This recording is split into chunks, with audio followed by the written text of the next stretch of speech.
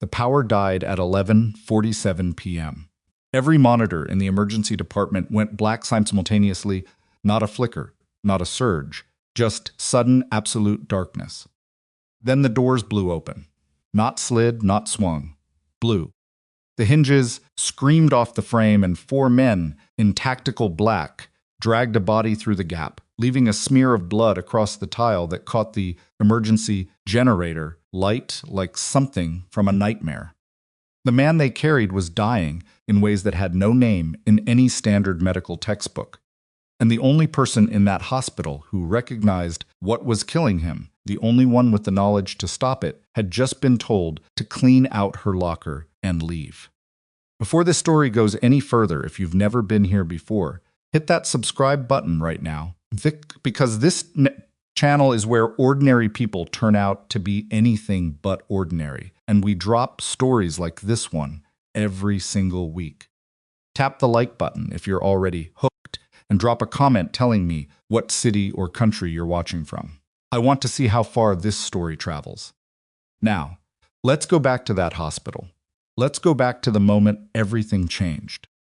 The last patient Nora Callahan treated on her final shift was a 73-year-old man named Gerald, who had come in complaining about chest tightness and left with a clean bill of health and a referral to a cardiologist he would probably never call. She had walked him to the elevator herself, which she didn't have to do, and he had shaken her hand with both of his and said, "You're a good one, sweetheart." She had smiled and told him to take care of himself. Then she had turned around and walked back into an emergency department that was already moving, without her nurses pulling charts, residents barking orders, the overnight desk coordinator ignoring her completely, and she had understood, in the quiet way that things become real, only when you stop fighting them, that she was already gone. Nora was 32 years old. She had worked at Hargrove General Medical Center in Tacoma, Washington, for 6 years. Not 6 comfortable years. 6 years of double shifts, of skipping meals, of memorizing the names of every repeat patient who came through the trauma bay because no one else bothered. 6 years of being the nurse other nurses called when something went sideways, when the attending was unreachable, when a patient was circling the drain, and nobody in the room had a clear read on why. She wasn't the fastest. She wasn't the loudest.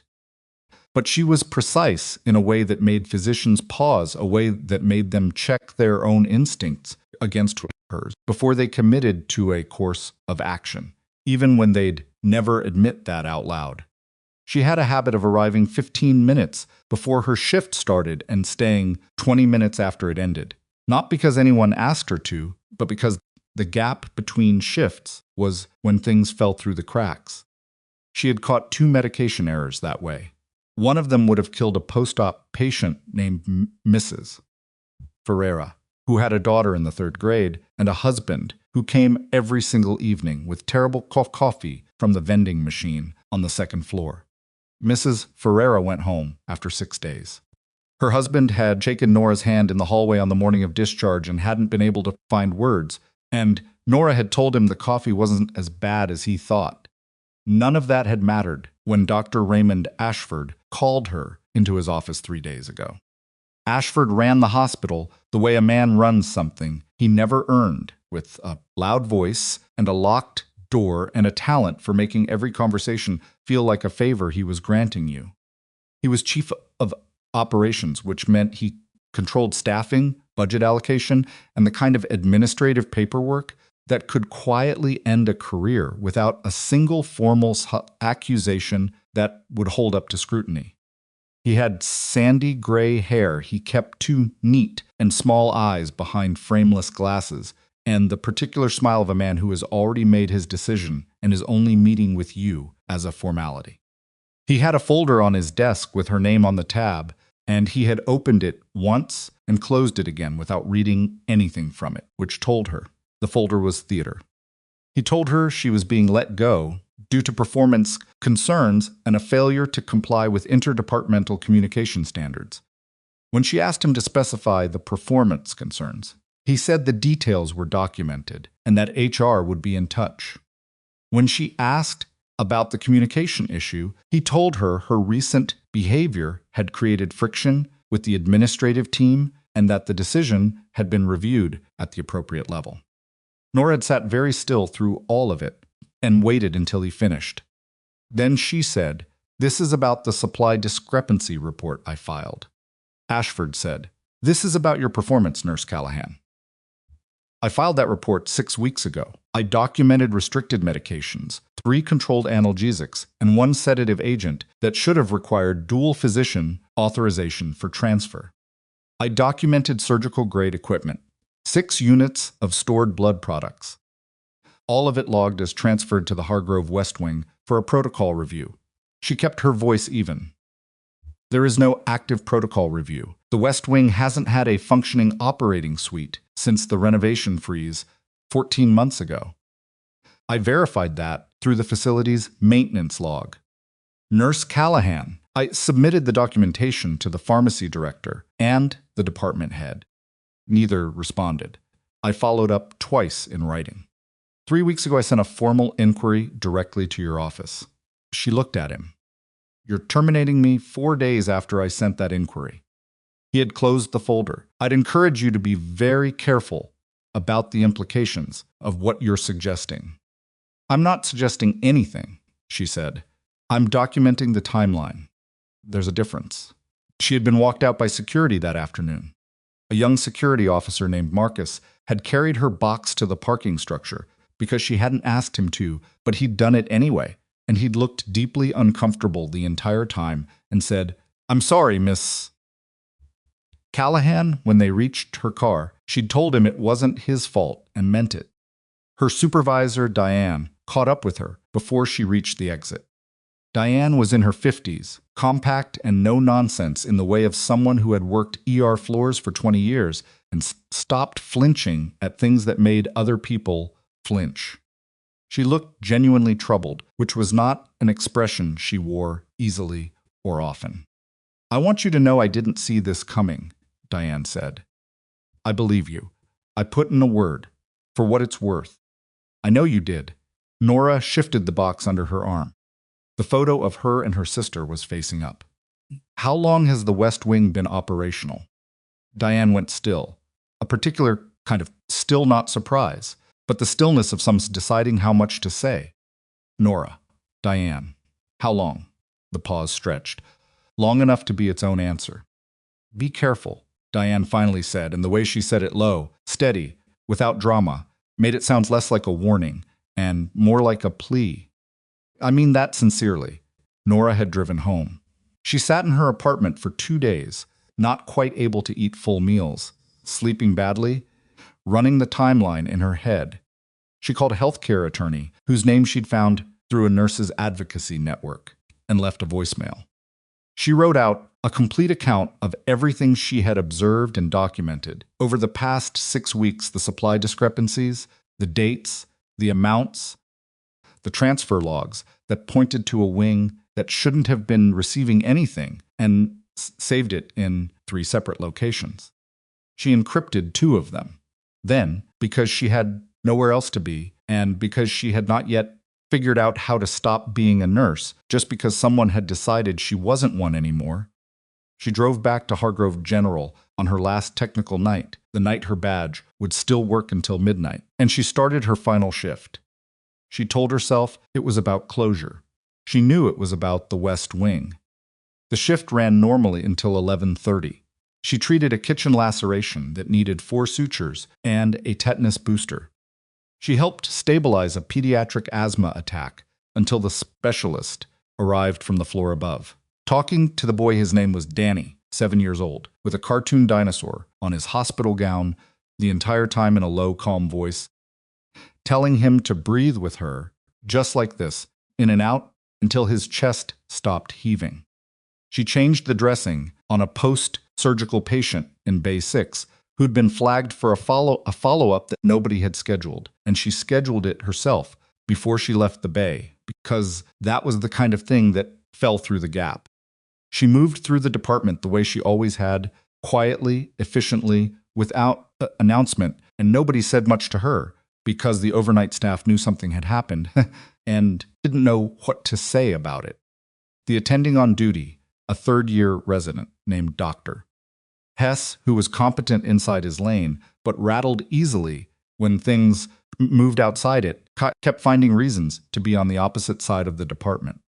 At 11:42, Nora walked to the supply corridor that connected the main ER to the back administrative hallway. She told herself she was checking the linen inventory count, which was a thing she sometimes did, and which gave her a legitimate reason to be in that corridor. But the linen count was not what she was thinking about when she turned left at the decommissioned imaging suite and walked toward the West Wing access door. The door had a keypad. She had tried it once before, 3 weeks ago, and found the code changed from the standard administrative default. It was supposed to be locked at all times outside of active protocol review, per the facilities memo that had gone out when the renovation freeze was announced. Tonight it was standing open by 3 inches. Through the gap, she could hear it, not voices, but movement. The compressed, purposeful sound of people working under time pressure in a contained space. Equipment. Something mechanical and rhythmic that didn't belong in a decommissioned wing. The low specific hum of medical-grade refrigeration equipment, which required a dedicated power circuit that the wing's standard supply was supposed to have been disconnected from. Nora stood at the door for 4 seconds and counted them. Then her pager went off. The trauma alert came from the main ER desk, which meant a critical patient through the ambulance bay. And whatever was on the other side of this door would have to wait, because a trauma alert meant someone was running out of time faster than she could think about anything else. She ran. The man on the gurney looked like he had been put through something that stripped the ordinary protections away and left only the raw fact of a body trying to continue. He was mid-40s, with the kind of physical build that spoke to deliberate conditioning rather than casual health, broad through the shoulders, lean, but all of that solidity was failing him in real time. His pallor had passed through pale and into something grayer, more fundamental.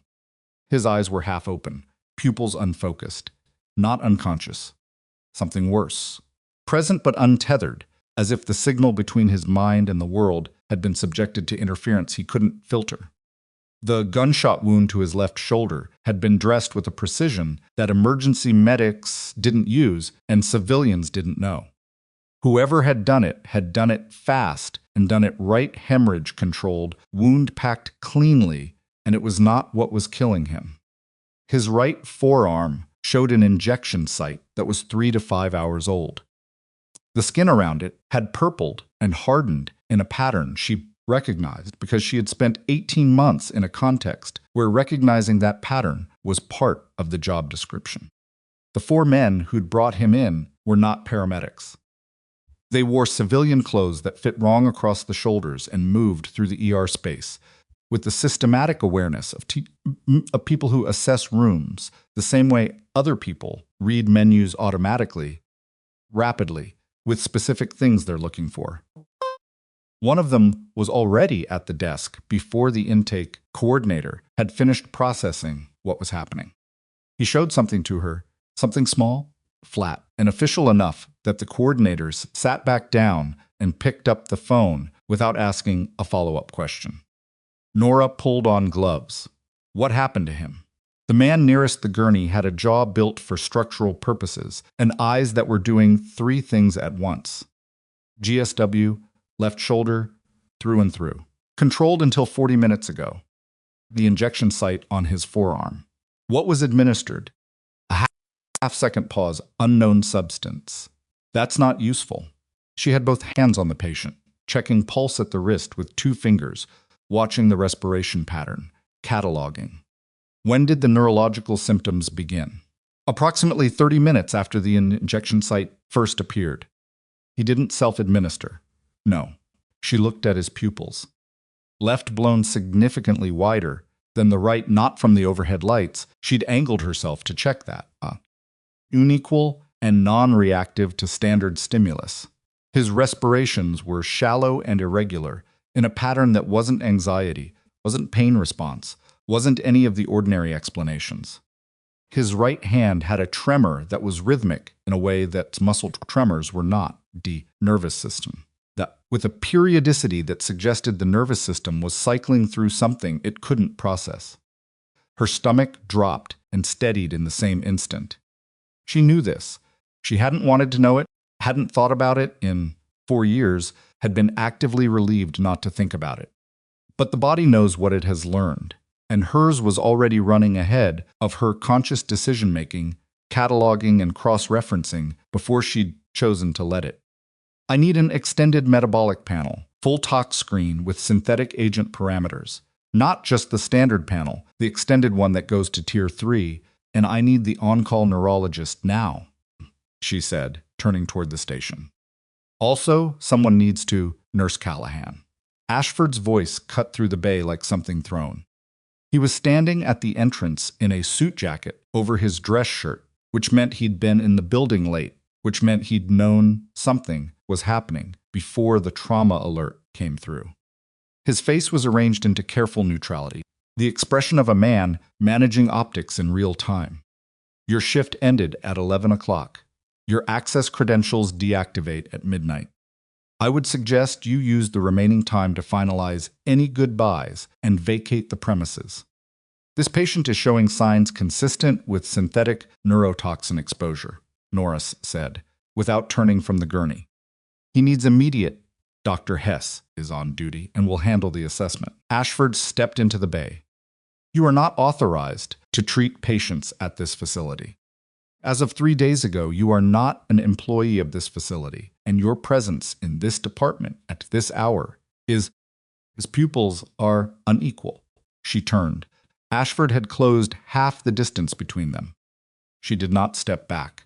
Left is significantly dilated compared to the right, with no light reactivity. His respiration is irregular, in a pattern that indicates progressive central nervous system involvement. This is not a side effect of the gunshot wound, and it is not a standard toxic presentation. If the secondary exposure goes untreated while you're managing the GSW, he will be in cardiac arrest within the hour. She held his gaze. That's not a guess. That's what I know. Ashford stopped in front of her. Close. The deliberate use of physical space that men employ when they want to make you aware of the difference in size. His voice dropped. You have 60 seconds to leave this department before I call security to assist you. Nora looked at him for a long moment. Then she looked past him to Dr. Hess, who was standing at the edge of the trauma bay with the specific expression of someone who knew he was in over his head and was afraid to say so out loud. She could see it clearly, the slight widening around the eyes, the set of the jaw that was trying to communicate confidence and missing by a fraction. Hess was good. He was careful, and he was thorough within what he knew. But he didn't know this. Run the extended tox panel, she said, directly to Hess. Please, whatever happens after, run that panel. Then the lights went out. Not a flicker or a slow fade. Every light in the emergency department died in a single instant, a clean, hard cut, as if a switch had been thrown somewhere at the source. The monitors held for 2 seconds on backup, then those died too, replaced by the flat amber pulse of the emergency generators kicking in. The generators powered the critical equipment, only crash cart, ventilators, the suction units. Everything else went to amber and shadow, the trauma bay suddenly looking gutted and theatrical. Nora registered the darkness for 1 second. Then she heard the helicopters. More than one, not circling, descending. The sound had the deliberate intentionality of aircraft being piloted to a specific point rather than searching, and it was close to the roof or the upper level of the adjacent structure, close enough that she could feel the pressure change in her sinuses. Then, below the rotors, the percussion of heavy vehicles stopping hard on concrete at the ambulance bay entrance. Doors, multiple. The rapid overlapping sounds of a group deploying from transport with a minimum of noise and a maximum of purpose. No voices. People who move in silence as a group have been trained to do it, and have been doing it long enough that the silence is automatic. Nora moved away from Ashford. She moved back toward the gurney, back toward the patient, because that was where she needed to be when whatever was about to happen finished happening. The main ER doors opened on the manual emergency release. Both at once, swinging wide, and the 8 men who came through them were not in civilian clothes. Dark, tactical gear, no visible insignia at this distance, equipment configured in a way that her eyes cataloged and processed before she consciously chose to process it. 2 to the entrance, 2 to the exterior windows, 2 to the nursing station. 1 to the curtain bays where the other patients were and needed to remain calm and say exactly where they were. The last one came directly into the trauma bay. He was tall. The build of someone who uses his body for work rather than appearance, no wasted mass, nothing ornamental about the way he was constructed. Dark hair, cropped short.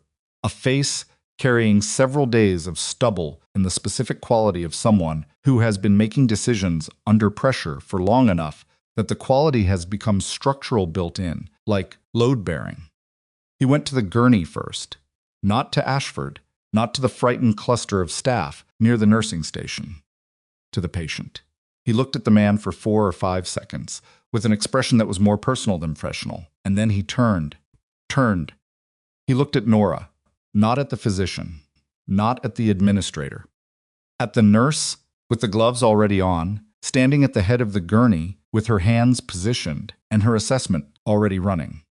Ashford stepped forward. This is a private medical facility operating under state licensing and federal privacy regulations. You have no legal authority to... The commander raised one hand, palm out, without looking at Ashford. Waist height, no particular force. And Ashford stopped mid-sentence, which told Nora exactly what category of credential had been shown to the desk coordinator. The man walked toward her. Steady pace, no urgency in the movement itself, all the urgency saved for what was underneath it. He stopped 3 feet away. He looked at her face for a moment, the look of someone who has been carrying a photograph in their memory and is now confirming the details against the original. Then he brought his right hand up in a formal, deliberate military salute. "Ma'am." His voice was even, no performance in it, just the directness of someone saying what needs to be said. "Commander Davis Rourke, Naval Special Warfare Command. I apologize for the manner of this introduction and the circumstance. We have a situation that requires your specific expertise, and you are the only qualified individual within a viable response window." He held the salute. "It's an honor to meet you. I'm sorry it took this long."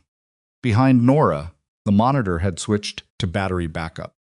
It was issuing the irregular alarm she'd been trying to describe to Ashford for the past 10 minutes. The one that indicated the patient's nervous system, was no longer maintaining the pattern it needed to maintain. Ashford made a sound, a short, dismissive exhale that wanted to be a laugh. This woman was terminated 3 days ago for performance deficiencies. Whatever file you're working from is out of date. She's a fired nurse with a personal grievance, not a minus. Sir. Rourke said it without volume and without turning his head, and it was not a request. Then he looked back at Nora. The man on that gurney is carrying intelligence that we cannot afford to lose. The substance in his system is a synthetic compound, a modified neurotoxic agent, with a specific mechanism of action that our forward medical specialists are not in position to address. They are 4 hours out. He paused. We ran your complete service record on the way here, ma'am. Your attachment to the 75th Ranger Regiment medical support element. Your advanced training in neurotoxicological intervention. Your field case record from 2018. Another pause, shorter. You've seen this compound before. Or one close enough that your training applies. Nora's hands were very still at her sides. Her voice came out level, which surprised her. That file is classified at a level that should have made running it a significant process. Yes, ma'am, it was, which means someone authorized it at a level that doesn't happen casually. That's correct. The monitor alarm shifted register dropped from the irregular cadence to a single sustained tone, and every person in the room with any clinical training understood what that meant. The patient's respiration had become visibly labored. The tremor in his right hand was spreading, moving up the forearm toward the elbow in the graduated progression of something advancing through neural pathways. Nora had, at most, 8 minutes before the cascade passed the point where intervention would be meaningful. She thought about the apartment she'd gone back to 3 days ago, about the account she'd written and saved in 3 places, about Diane's voice saying, "Be careful in the parking structure," about 6 years of double shifts and late stays and a stethoscope in a cardboard box, about a door standing open by 3 inches in a wing that wasn't supposed to have power running to it. She thought about what it had cost her to put the other part of herself away. And she thought about how it had always been there anyway.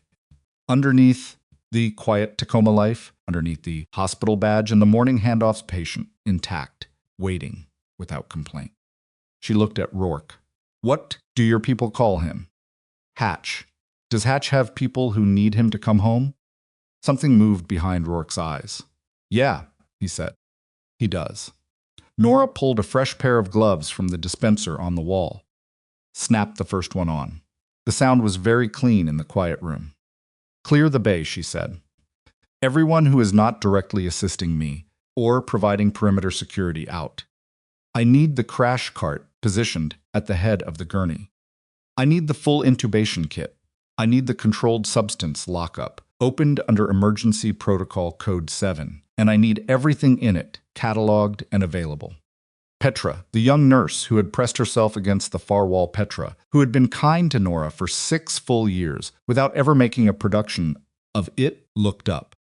Her hands were shaking. Her face was not. "Can you assist?" Nora asked. Petra said yes, in a voice that only shook a little.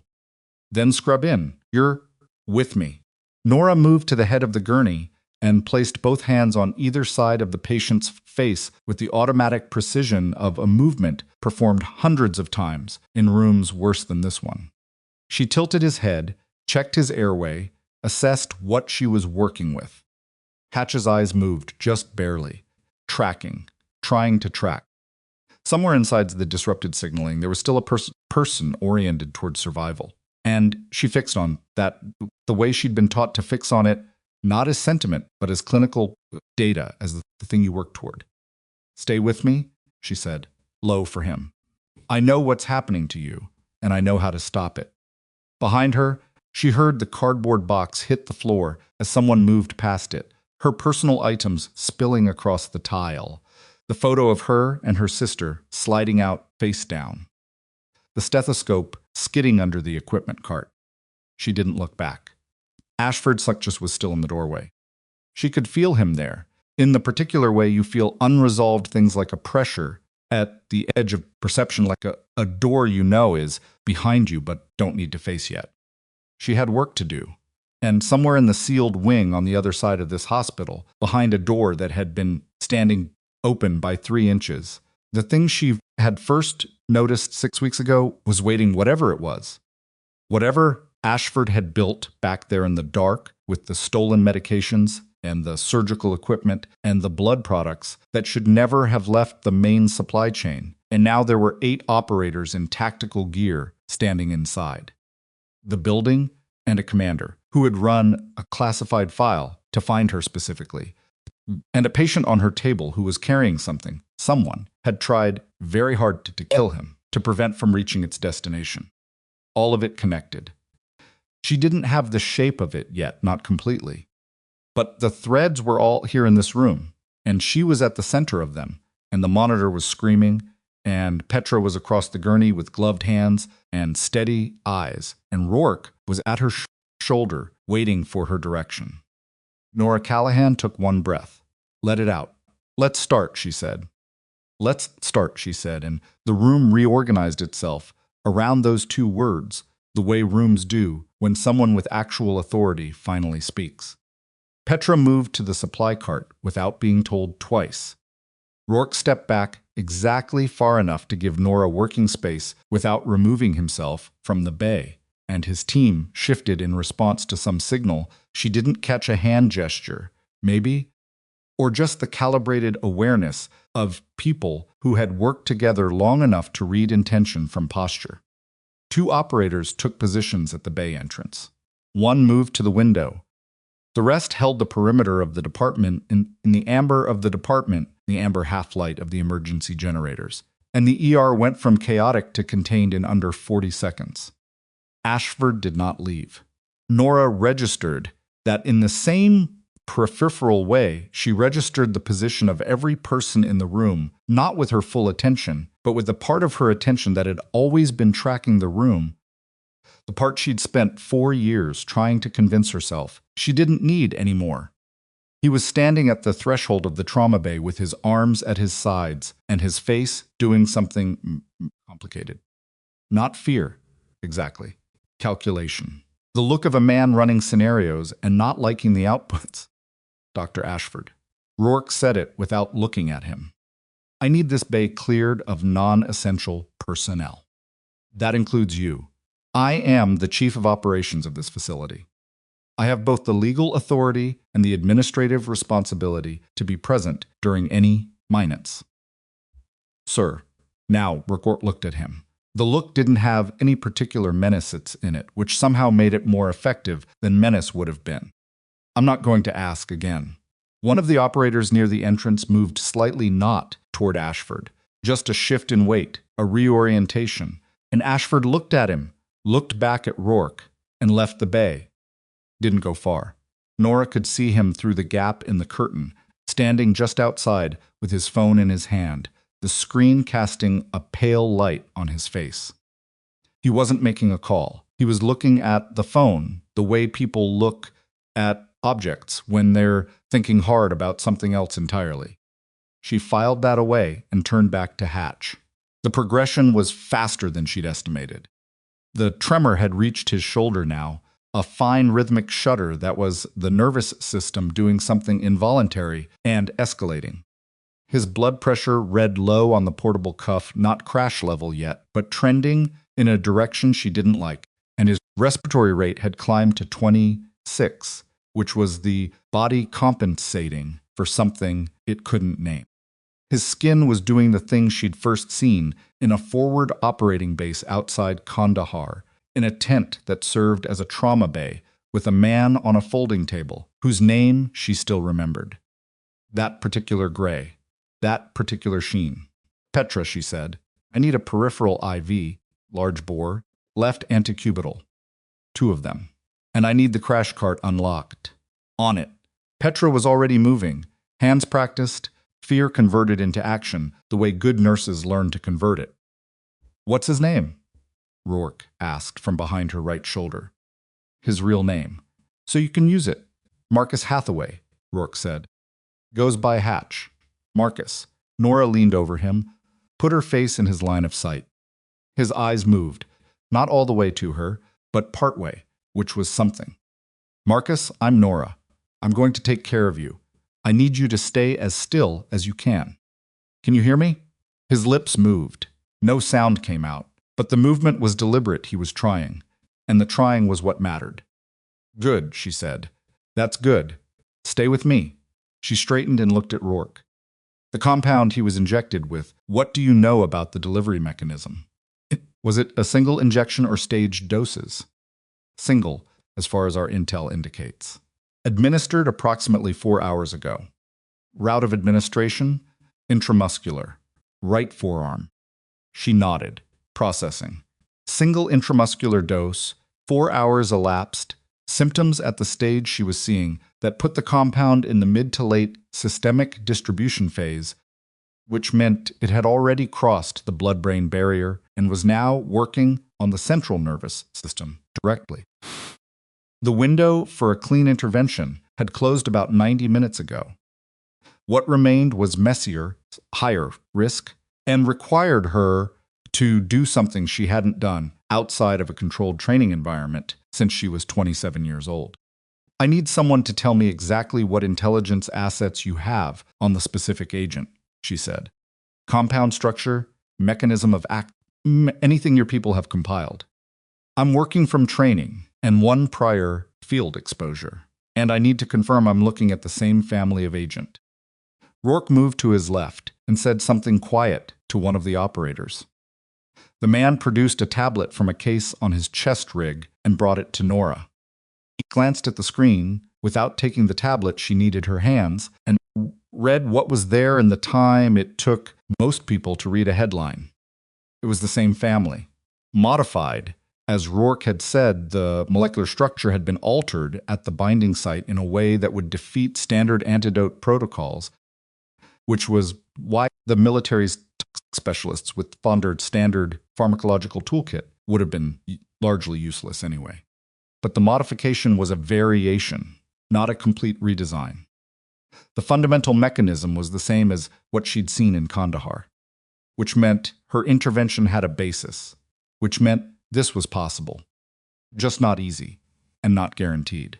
Okay, she said. The word came out quiet, more to herself than the room. Okay. She turned to Petra, who had both IVs running and was looking at Nora with the focused attention of someone who has decided to trust completely and is not second-guessing it. I'm going to walk you through everything step by step. You don't need to know why for most of it. You just need to do exactly what I tell you, when I tell you. I understand, Petra said. If something I ask for seems wrong, if it contradicts anything you've been trained for, say so immediately. Don't assume I know better by default. Ask. Petra blinked. Okay, good. Nora looked at the crash cart. We're going to start with a controlled autonomic suppression sequence to slow the compound CNS progression while I set up the extraction protocol. It's going to look counterintuitive. His vitals are going to get worse before they stabilize, and that's intentional. I need you to not react to the numbers. Watch me, not the monitor. Watch you, Petra repeated. Not the monitor. Exactly. What followed was 40 minutes of the most demanding clinical work Nora had done since she left the military, and she did not have the luxury of the resources she'd had in that life, the specialized pharmacological agents, the neurology support, the backup physician who had trained in the same protocols. She had a crash cart, a locked controlled substance cabinet that Rourke's team had opened at her direction, a young nurse who was holding together through sheer determined effort, and a set of field protocols so far outside the standard scope of hospital emergency medicine that she couldn't explain them without context. She wasn't going to provide in the middle of treating a dying man. She worked in near silence, mostly. She gave instructions to Petra in short, specific bursts. She talked to Marcus when she was close to him, low and even the way she'd talked to Danny the asthma kid earlier in the night. Not comfort him, exactly, but to give him something to orient toward. A voice, a presence, something consistent in the middle of what his nervous system was experiencing. Rourke stayed at the edge of the bay. He watched without interfering, which was harder than it looked. She could see it in the set of his shoulders, the slight forward lean that he kept correcting. He was a man wired for action, who was doing the most difficult thing, holding still and trusting someone else. At the 22-minute mark, Marcus Hathaway's blood pressure dropped sharply. Petra made a sound, not quite a word, just the beginning of one, and looked at the monitor. Eyes on me, Nora said, without looking up from what her hands were doing. Petra, eyes on me. Petra looked at her. This is the part that looks wrong. It's not wrong. Keep the second line open and be ready to push the second agent on my count. Not before. Ready, Petra said, in a voice that had found its footing. The blood pressure held at the low level for 63 seconds. Nora counted them internally, the way she'd been trained to count, the way you learn to count when you're in a situation where looking at the clock will make you panic, and panic will make you slow. She kept her hands doing what they needed to do, and she counted, and she watched Marcus's face for the specific indication she was waiting for. It came at 61 seconds, a subtle change in the quality of the tremor, a decrease in amplitude, a slight lengthening of the cycle meant The suppression sequence was working the way it was supposed to work. Push the second agent, she said. Slow. Over 90 seconds. Watch the rate. Petra pushed it. They both watched the monitor. The blood pressure began, incrementally, to climb. At 38 minutes, Marcus Hathaway's eyes opened fully for the first time. Not all the way, not the bright, oriented look of a man fully returned, but open, tracking, finding Nora's face, and staying there. There you are, she said.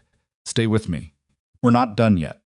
The tremor in his arm was still present, but diminished. His respiration rate had come down to 19, which was still elevated, but no longer in the territory that made her stomach tight. The particular gray of his skin had lightened a fraction. Not resolved, not safe, but moving in the direction of safe, which was not where they'd been 40 minutes ago. You're good, Rourke said from the edge of the bay. Not a compliment. An observation, flat and certain, from a man stating something he's confirmed. I haven't finished yet, Nora said. I know. He paused. You're still good. She didn't respond. She was recalculating the next phase of the intervention in her head, mapping what she had against what she needed, identifying the gaps. The suppression sequence had bought time, probably 2 to 3 hours, before the second cascade began. But it hadn't neutralized the compound. For that, she needed to do something that was going to require Marcus Hathaway to cooperate consciously, which meant she needed him more alert than he currently was, which meant titrating the suppression agents carefully downward while monitoring his CNS response in real time. It was going to be a long night. She was about to tell Petra to prep the next agent when she heard it. Not loud, the ER was quiet now. The ambient noise, stripped down to generators and monitors, and the low voices of Rourke's operators at their positions. But she heard it clearly, a sound from the administrative corridor beyond the bay. The corridor that led to the back hallway. The hallway that led, if you took the right turn past the decommissioned imaging suite, to the West Wing access door she'd found standing open 40 minutes ago. A sound like something heavy being moved. And then, after a pause, the specific pattern of footsteps that people make when they're trying not to make footsteps. Rourke heard it too. She saw him hear it, the fractional shift in his posture, the way his attention went from the bay to the corridor without his head moving. He looked at one of his operators near the nursing station, and something passed between them in the nonverbal shorthand of people who have spent years communicating under pressure. The operator moved toward the administrative corridor. Nora kept working. She had a patient on the table and a treatment window, and she was not going to stop because of footsteps in a hallway, no matter what those footsteps meant. But part of her attention, that persistent, peripheral part, shifted toward the corridor and stayed there. Rourke, she said without looking up. Yeah, the West Wing. Does your intel include what's operating back there? A pause. 3 seconds, which from him felt long. It's part of why we're here. Tell me what you know. Another pause. She heard him deciding something, calculating what to share and what not to share, and she understood it. She'd made those calculations herself in another life, but she didn't have the patience for it right now. I need context, she said. If something comes through that corridor while I'm elbow deep in this intervention, I need to know what I'm dealing with. So tell me what's back there. Rourke moved closer, lowered his voice. We have intelligence indicating an unsanctioned surgical operation running out of that wing. Off books, equipped with materials diverted from this hospital's legitimate supply chain over a period of at least 8 months. Patients we can't account for through any normal intake process. Surgical procedures we have not been able to fully characterize, but the profile suggests trauma surgery on individuals who cannot surface in any official medical record. Nora's hands stopped for 1 second. One only. Then they resumed. That's what the supply reports were about, she said. Your reports were the first external indication we had that something was operating at this facility.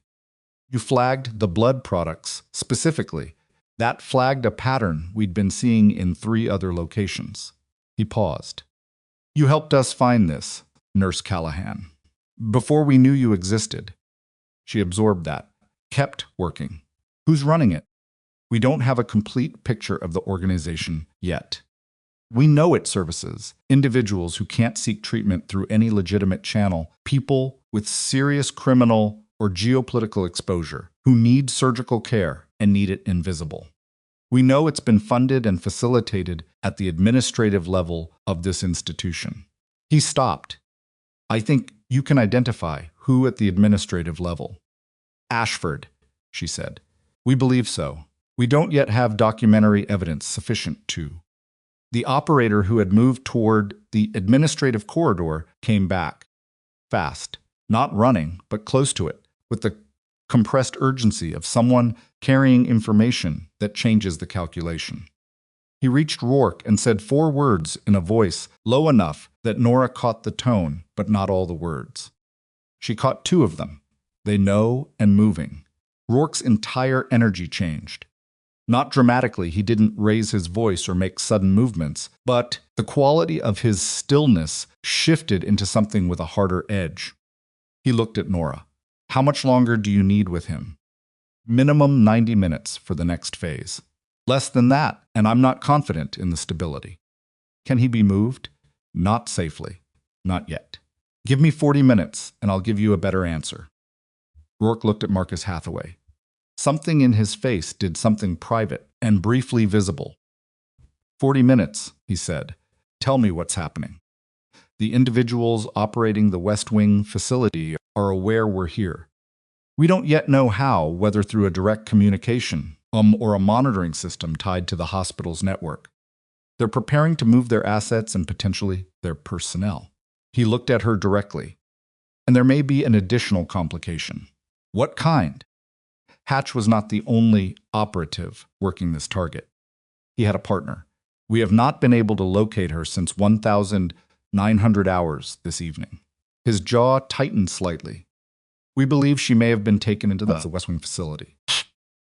Possibly, as a patient. Possibly not. The word patient landed with a weight that Nora felt in her sternum.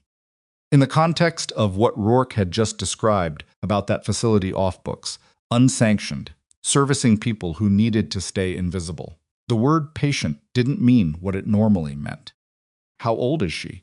Nora asked. She didn't know why she asked that. 29, Rourke said. Nora looked at Marcus Hathaway's face. He was more present than he'd been, the eyes tracking, the expression registering, the quality of his attention, returning in increments. He had heard the exchange. She could see that he'd heard it. Kessler, he said. The word came out rough, damaged by the hours of neurological disruption, but it was clear. A name. She stopped. Tried again. She went in first. To recon. That was... He lost the thread, found it again with visible effort. 6 hours ago. Okay, Nora said. I hear you. She doesn't... His hand moved, reached, which was a significant neurological improvement from 20 minutes ago. She took it. She doesn't know what's in there. She went in clean. She didn't have. Nora kept her voice level. I need you to stop talking and let your nervous system do what it needs to do. I hear you about Kessler. The people in this room are going to do everything they can. Right now, your job is to let me finish what I started. His hand tightened on hers, briefly, then released. He closed his eyes, not in unconsciousness, but in the deliberate way of someone following an instruction they don't want to follow. Rourke was already moving, pulling 2 of his operators into a quiet, rapid conversation at the edge of the bay. She caught fragments, West Wing access, 2-entry structure, unknown number of personnel, and understood that the operation was expanding beyond the trauma bay, beyond the original mission parameter of reaching Hatch, into something that had more moving parts and a tighter clock than anyone had anticipated when those helicopters came down 40 minutes ago. She looked at Petra. Petra looked back at her with the expression of someone who has been walking at normal speed and just realized the ground has been sloping upward for the last mile. You okay? Nora asked. I think so. A pause. What do we do if someone comes through that corridor? You stay with the patient. No matter what happens, you stay with Marcus, and you keep that line running. Can you do that? Yes. If his pressure drops below 80 systolic, you push the backup agent. I'll show you which one right now, and I need you to remember it without writing it down, because I don't want it on paper. Petra nodded. Nora showed her. Petra repeated it back twice and got it right both times. Good, Nora said. You're doing well. Genuinely. Petra almost smiled. Didn't quite get there, but almost. At the nursing station, one of Rourke's operators spoke quietly into a radio. The response that came back was too fragmented for Nora to read, but she saw the operator turn toward Rourke and say something that made Rourke go very still for 2 full seconds. He crossed the bay to her. We have a problem. Another one. The individuals moving in the West Wing were now picking up communication, indicating they have support assets en route to this location. Not local. These are people who were already in motion before we arrived, which means someone notified them before we set down. He paused. They are approximately 18 minutes out. 18 minutes. Nora ran the calculation without meaning to, the automatic tactical math of someone who had once lived by that kind of calculation. She had Marcus Hathaway in a partially stabilized state that would collapse into secondary cascade if the intervention was interrupted. She had a 29-year-old operative named potentially inside a covert surgical facility 50 meters away. She had a hospital full of patients who had nothing to do with any of this. A young nurse who was holding the line through a combination of skill and willpower, and an administrator somewhere outside this bay who had been moving his phone around in his hand for the last 20 minutes without making a call. She looked at Rourke. Ashford hasn't called anyone yet. Rourke's eyes sharpened. You're sure?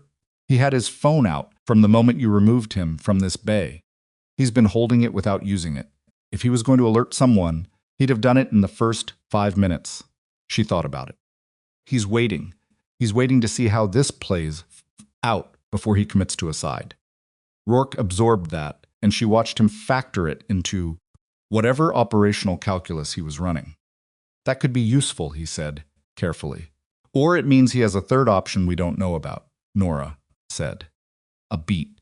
You think like an operator. I think like someone who watched this man very carefully for 3 years before he fired me. She looked at Rourke steadily. Don't mistake pattern recognition for expertise I don't have.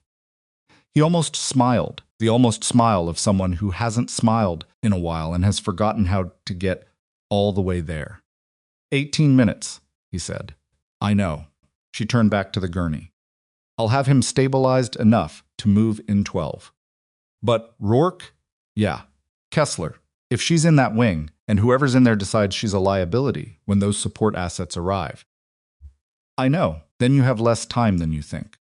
The look that passed over his face then was the kind of look that people aren't supposed to let other people see the specific strain of someone holding a tactical reality against a personal one and finding no clean resolution.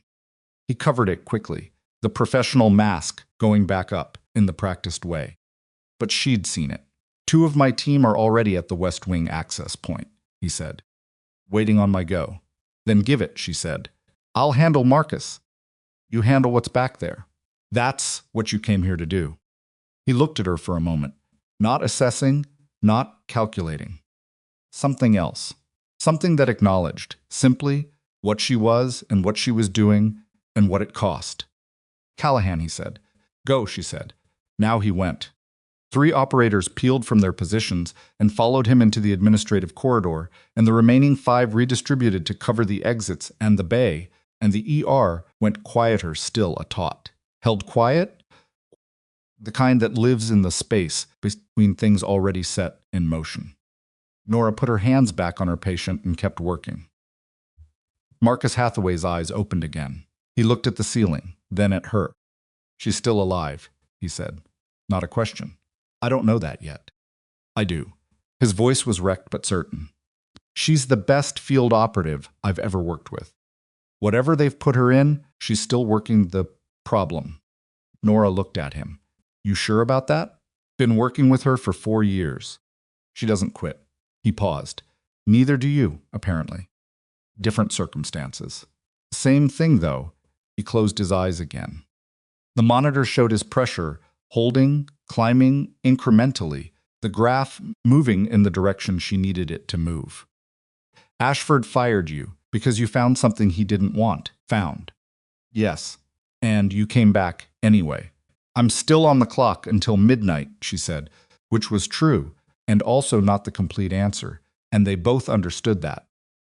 The 12 minutes passed in the particular compressed time of work done under pressure, where the focus narrows everything else to peripheral, and only the task in front of you has full resolution. She moved through the next phase of the intervention with the steadiness she'd been trained for, the steadiness she'd spent 4 years, convincing herself she'd outgrown. And Marcus, as Hathaway's vital signs moved in the direction they needed to move, incrementally, grudgingly, as if the body was deciding only moment by moment whether to cooperate. At minute 11, she heard the sound from the corridor. Not movement, not footsteps, an impact, something structural. Then voices the sharp, clipped exchanges of people under fire, and then silence again, faster than she expected. At minute 13, Marcus Hathaway's blood pressure hit 94 systolic. Not good, not stable, but survivable and mobile if she committed the next intervention agent before they moved him and maintained the IV access in transit. She looked at Petra. We're going to move him. Get the portable monitor and the second IV bag. Don't disconnect anything. Petra was already reaching. The sound from the corridor came again, not impact this time, but footsteps, 2 sets, moving fast and in different rhythms. One set familiar, one set unfamiliar. Nora turned toward the bay entrance. Rourke came through first, and he was supporting someone, a woman, moving under her own power, but barely, with a field dressing on her left thigh, applied in the same precise style as the one on Marcus's shoulder, and dark hair falling loose from a tactical braid, and the particular expression of someone who has survived something by a very specific margin and knows exactly how specific that margin was. She was 29. She looked younger right now, and older. Her eyes found Marcus on the gurney, and something in her face shifted, something controlled and professional, dropping for just a fraction of a second to show what was underneath it. Hey, Marcus said in a voice like gravel. Told you. Shut up, the woman said, in a voice that meant something completely different. Rourke settled her against the wall and looked at Nora. His face was doing something complicated. We found Kessler, and we found something else. What kind of something else? He reached into his chest rig and produced a data device compact, military grade, and held it out to her. Encrypted file pulled from the West Wing facility's internal server before we had to move out. It's going to take time to fully decrypt. He paused. But the directory structure was visible. Nurse Callahan. He stopped again. Started differently. The West Wing has been operational for 11 months. It has records on 31 patients, surgical records, pharmaceutical records, identity information. He held her gaze. Your supply discrepancy reports are in there. All of them. With Ashford's annotations. 31 patients. 11 months. Annotations. She thought about the door standing open by 3 inches. She thought about Diane saying, be careful with the tone of someone who knew exactly what they were asking you to be careful of. She thought about a folder with her name on the tab, opened once and closed again. Theater, for a firing that had been decided before she sat down. Where is Ashford now? She asked. Rourke's expression answered before his words did. He's gone, he said.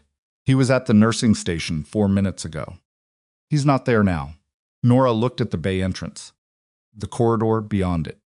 The hospital that extended in every direction from this small amber-lit space. Its exits and stairwells and loading bays, and the dozen ways a man with intimate knowledge of the building's layout could move through it without being seen.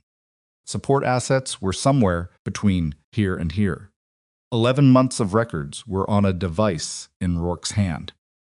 A woman named Kessler was alive against a wall because of a very specific margin. Marcus Hathaway was alive on a gurney because of a different specific margin. And somewhere in this building, Raymond Ashford was moving, phone still probably in his hand, finally deciding which call to make. The monitor behind her beeped, steady, rhythmic, Marcus Hathaway's heart working. She turned back to her patient because the work wasn't finished, and the work was what she was here for, and somewhere in the next few minutes, whatever Ashford was moving toward was going to arrive at its destination. And when it did, this quiet amber room was going to become something else entirely. She turned back to her patient, and the monitor kept its rhythm, and that rhythm was the only certain thing in the room. The secondary intervention took 9 minutes. Not the 12 she'd estimated, because Marcus Hathaway's system was responding faster than the compound's modified profile suggested it should, which meant either his baseline physiology was exceptional, or the batch composition was slightly diluted from what the intelligence file indicated. Either way, she didn't question it. She pushed the final agent through the second IV line at a controlled rate, watched his pressure climb to 101 systolic, watched the tremor in his right arm diminish to something faint and peripheral, and made the assessment she needed to make. He can be moved, she told Rourke. Short distances, controlled pace. He needs to stay horizontal, and I need someone maintaining line patency on the second IV. If that line infiltrates, we're starting over. Understood. Rourke was already orienting his team. We're relocating to the surgical prep area, off the main corridor, reinforced walls, single entry point, defensible. Is it equipped? Basic. We'll make it work. Nora looked at Petra.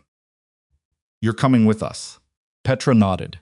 She'd stopped looking scared approximately 20 minutes ago, which was either courage or the specific dissociation that sets in when circumstances move too fast for fear to keep pace. Nora had experienced both and wasn't sure which this was, but Petra's hands were steady, and that was what mattered. They moved Marcus in a controlled transfer Rourke on the left side of the gurney, one operator on the right. Nora at the head maintaining airway access and watching his face for any sign of neurological deterioration. Kessler pushed off the wall and tried to follow under her own power. She made it approximately 4 steps before her injured leg registered its objection clearly enough that Rourke put a hand out without looking and caught her shoulder. I'm fine, Kessler said. You have a through and through in your thigh and you've been on that leg for 20 minutes, Nora said. You're not fine. You're functional, which is different. Sit on the gurney beside him or let someone support you. Pick one. Kessler looked at her with an expression that had several layers to it, assessment, irritation, and something that might have been the beginning of respect, sitting underneath the other two like a structural element. You always this direct? I was an ER nurse for 6 years. Yes. Kessler sat on the edge of the gurney. It was a compromise that satisfied nobody and was therefore probably the right call. They moved through the administrative corridor in the amber half-light. The hospital had a different texture at night, with the main power down the spaces felt larger, the distances less certain. Nora had worked this building for 6 years and knew its layout the way she knew her own apartment, but the darkness rearranged it into something that required attention to navigate. The operator at the point moved with a low-light device that cast no visible light she could see, which meant it was something in a spectrum she wasn't equipped to perceive, and she filed that away as another data point about the category of people she was currently working alongside. The support assets were now, by her estimate, 11 minutes out. The surgical prep room was at the far end of the administrative corridor, past the decommissioned imaging suite, just before the West Wing access door. Nora had passed it hundreds of times without occasion to enter it. Inside, it was larger than she'd expected, a pre-op staging space that had been in standard use before the renovation freeze, with wall-mounted equipment brackets and a central examination table and adequate overhead lighting that ran on a separate circuit from the main ER, which meant it had full light while the rest of the building was in amber. The full light was both a relief and a problem. Relief because she could see what she was doing. Problem because anyone in the corridor could see it too. "Can we dim that?" she asked. One of the operators had the overhead at half intensity within 40 seconds. Better. They settled Marcus on the examination table. Nora ran a rapid reassessment pupils, pressure, respiration, the quality of his responses to stimulus, and found what she was looking for: stabilization holding, not progressing. Not recovered, but not deteriorating. She had bought him time, and time was the thing she'd needed to buy. Kessler was sitting on a rolling stool with her injured leg extended, watching Nora work with the focused attention of someone taking inventory. "You were the one who flagged the supply discrepancies," she said. It wasn't a question. "Yes, 6 weeks ago. About that. We'd been trying to get a line into this facility for 4 months. Kessler paused. "Your report moved through the oversight chain and hit an analyst who was tracking a related pattern in 2 other cities. That's how we triangulated the network." Another pause, shorter. "You handed us the thread." Nora was checking the IV site and didn't look up. "I handed the pharmacy director a report that went nowhere." "It went somewhere, just not where you sent it. That landed with a specific weight." 6 weeks of silence from the pharmacy director and the department head. 3 follow-up emails that received auto-responses. A formal inquiry to Ashford that resulted in a termination meeting 4 days later. And underneath all of it, the report had been moving through channels she didn't know existed, pulling on threads she hadn't known she was holding. She'd been fired for finding something. She'd also, inadvertently, helped the people who were now in this room with her find the same thing.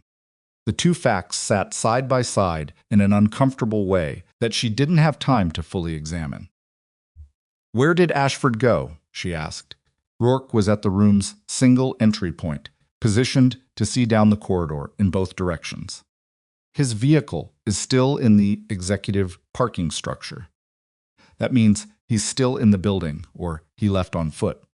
He knows this building better than anyone," Nora said. "He's been managing it for 8 years. He knows every service corridor, every maintenance access, She stopped, thought about it. The loading dock on the east side runs independently from the main security system. There's a personnel door that requires a physical key, not a badge. Ashford has physical keys to every secured space in the facility. It's in his operational authority as Chief of Operations." Rourke looked at her. "You know the loading dock layout? I've done inventory runs through there, and I reported once that the security camera covering that door had a positioning issue. Field of view gap on the left side." She paused. "The report was filed 14 months ago. The camera was never adjusted." Rourke spoke into his radio. Brief, low, he listened. "Then we have someone on the loading dock. Camera gap confirmed. No visual on Ashford. He's using it or he's planning to," Nora said. "Either way, he's moving toward an exit he knows we can't fully cover. Or toward something he has stored there," Rourke said, quietly. She looked at him. He looked back. The something he was suggesting took shape between them in the way that uncomfortable possibilities take shape, neither of them naming it, both of them seeing it. Ashford had known something was wrong from the moment the tactical team came through the doors. He'd been calculating since then. A man with 8 years of operational authority over a facility running a covert surgical network didn't survive in that position without having contingencies. He wouldn't run empty-handed. Marcus Hathaway opened his eyes. His voice, when it came, was rough but clearer than before. "Kessler, the server." Kessler looked at him. "I got what I could before Rourke's team pulled me out. There was a secondary archive, physical, in the storage room adjacent to OR2. He paused, gathering breath. Hard drives, 3 of them, in a biohazard container so they'd pass a casual search. I saw it on the facility map before I went in. Silence. How long were you inside the West Wing? Rourke asked him. Long enough. Marcus' jaw tightened. They made me as soon as I got past the second checkpoint. I didn't have time to reach the archive before. He stopped. Before the injection, Nora understood the pause. He'd been conscious for some portion of what had been done to him, and he wasn't going to describe it in detail. And she was not going to ask him to. The biohazard container, Rourke said. Could Ashford access that storage room from the loading dock corridor? A beat. Then Marcus, yes. There's a service tunnel. It's on the facility map. Rourke was already moving, radio at his mouth. He stopped in the doorway and looked back at Nora. Stay in this room.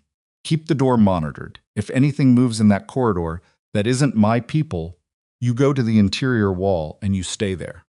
And if Marcus's pressure drops, you keep doing what you're doing. He held her gaze for 1 second. You know what to do. He left. 2 operators went with him. 3 remained, 1 at the door, 2 covering the windows that looked into the inner hospital courtyard. The room went quieter. Nora worked. She adjusted the IV rate, ran another blood pressure cycle, assessed Marcus's pupillary response, and found it improved, still unequal but less dramatically. The blown left pupil beginning to approach the right. The compound was losing its grip in increments, which was the correct direction. She checked Kessler's thigh dressing. The field application was excellent, tight and clean, and told her to keep the leg elevated, which Kessler did without arguing, which told Nora the leg was hurting more than Kessler was acknowledging. Petra was at the far wall, organizing the medications they'd brought from the crash cart into a sequence that reflected the order Nora had given them. She was doing it without being asked, which meant she was thinking ahead, which meant she was a better nurse than anyone had probably told her recently. You've been doing this long? Nora asked her, not looking up from Marcus's chart. 3 years, Petra said. Well, 2.5. I finished my residency rotation 8 months ago. You were good tonight. I was terrified tonight. Those aren't different things. Nora looked up briefly. You were terrified and good. That's the only kind of good that actually holds up. Petra was quiet for a moment. Then what you did with the intervention sequence, the autonomic suppression before the extraction protocol. I've never seen that in any of my training. You won't find it in your training. It's a field protocol developed for a specific exposure type in a specific operational context. It's classified, technically, which means if anyone asks, you assisted with a modified stabilization approach and you don't have the full clinical picture. Because you can't tell me. Because telling you would put you in a position you don't need to be in. Nora looked at her directly. You did exactly what I needed you to do, and you did it well. That's enough. Petra absorbed that, nodded once. Returned to the medication sequence. At the 6-minute mark, the radio on the operator at the door crackled. Nora couldn't hear the full transmission. But she heard the operator's response, 3 words, clicked, and saw him shift his position, moving slightly more into the doorway rather than back from it. Marcus heard it too. What's happening? I don't know yet, Nora said. Yes, you do? You're just not saying it. She looked at him. He was more alert than he had any right to be, which was either his baseline constitution reasserting itself or the effect of whatever the compound's diluted batch composition meant for the recovery curve. His color was still poor, but his eyes were tracking with clarity, and the quality of his attention had the sharpness of a man who has been in bad situations before and knows how to process them without wasting energy on the parts he can't control. Rourke went after Ashford, she said, or after whatever Ashford is going after. The archive drives. Probably. If Ashford gets those drives out of the building before your people get to them, Kessler said from her stool, the network burns its records and rebuilds. This whole operation produces arrests, not convictions. They do it again, somewhere else, in 18 months. I understand the stakes, Nora said. I know you do. Kessler paused. I'm not explaining it to you. I'm thinking out loud because I'm stuck in this room with a field dressing on my leg and I can't do anything useful. And that's, she stopped. Started differently. That's frustrating. Nora understood that too. The specific frustration of being sidelined in the middle of something that mattered, of having the capacity to act and not the position to do it. She had spent 3 days sitting in her apartment with that frustration after Ashford walked her out, and it had been its own kind of damage. She was about to say something, she wasn't sure what, something practical that would sidestep the moment and get everyone back to task when the sound came from the corridor.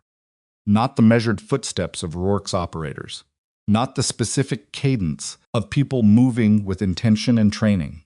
Something faster, something that had lost its control. The operator at the door went rigid. His right hand moved to his side arm. He pressed into the door frame and looked down the corridor, then came back and said, with the clipped precision of someone reporting a fact, 2 contacts, moving fast from the West Wing direction. Unknown status. Rourke's people, Nora asked. Negative. Wrong profile.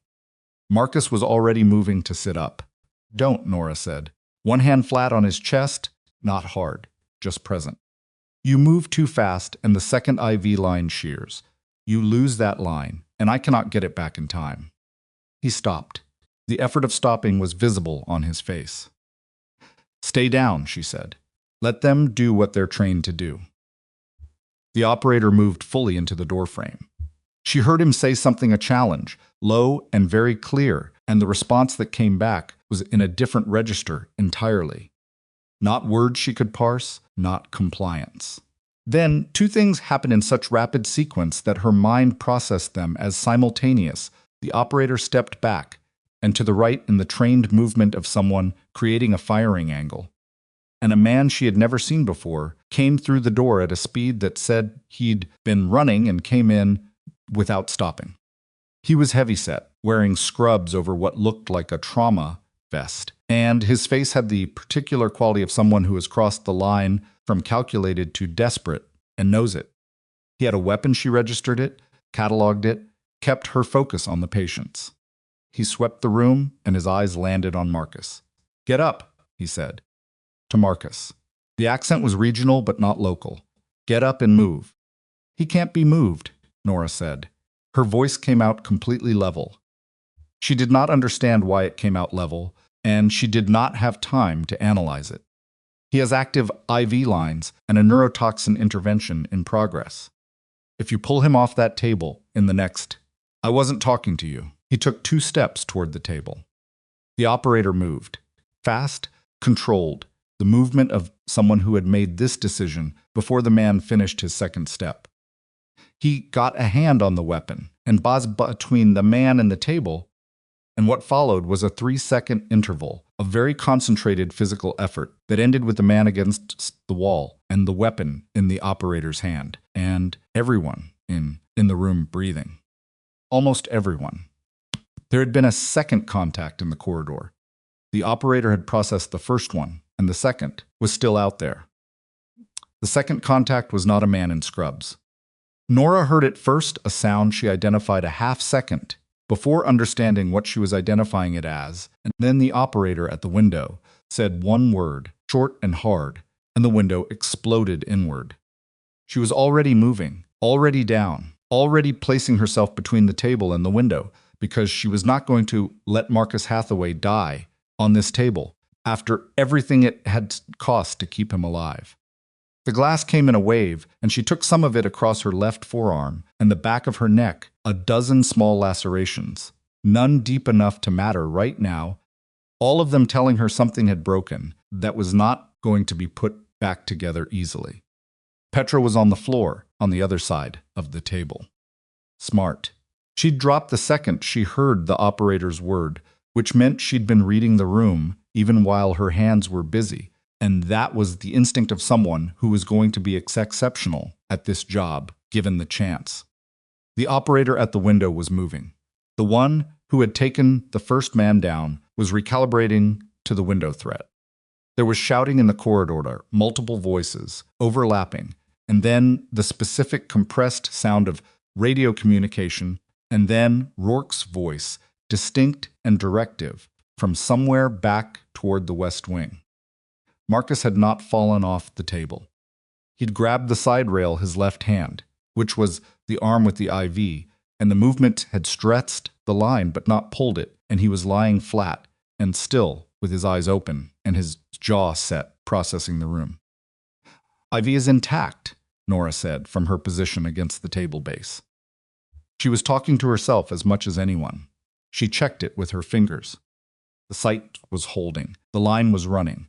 She pushed herself up enough to see the monitor clipped to the table edge, miraculously still connected, and read the numbers.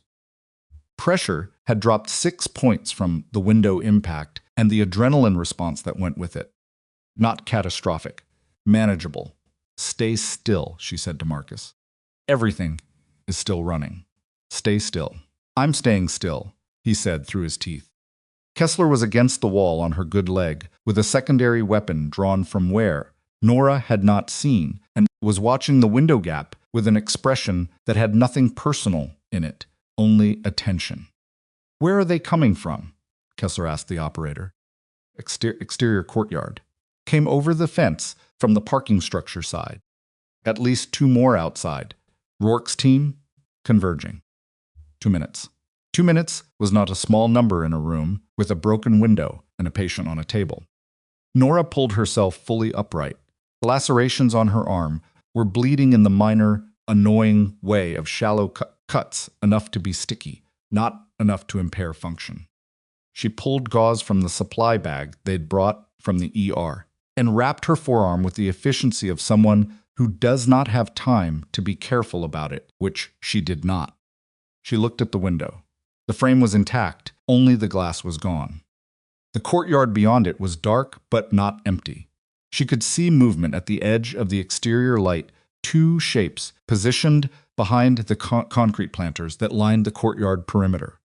She was calculating, not tactically. That was Kessler's and the operator's job, and they were better at it. Medically. She was calculating what happened to Marcus Hathaway's intervention if this room became a firefight, if the table moved, if the IV lines came loose, if the controlled environment she'd built over the past hour dissolved into chaos. The compound still in his system needed another 60 minutes of stability to complete its natural degradation below the threshold of neurological risk.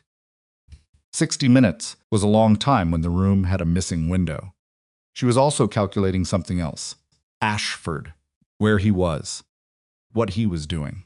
Whether Rourke had reached the West Wing storage before he had, or after, or whether the whole secondary operation had been a misdirection. Whether Ashford was the kind of man who, when the building filled up with federal operators and the exit started closing, would stop running and start escalating. She thought he was that kind of man. She'd watched him for 3 years. She'd seen the way he managed threats, not by yielding to them, but by producing a larger threat in response, by escalating to a level where the other party decided the cost of continuing was too high. It was the kind of management style that worked in administrative contexts and was disastrous in operational ones, and it was the only tool he had. Which meant Ashford was not at the loading dock. Ashford was still in the building, and he was moving towards something he believed would change the balance. And she did not know what that something was, which was the specific quality of not knowing that made her stomach tight.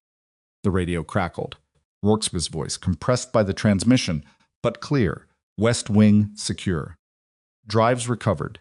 Ashford is not a burst of static, then. Repeat. Ashford is not at the secondary location. He was there. He's gone. The operator at the door spoke back. We have exterior contacts in the courtyard.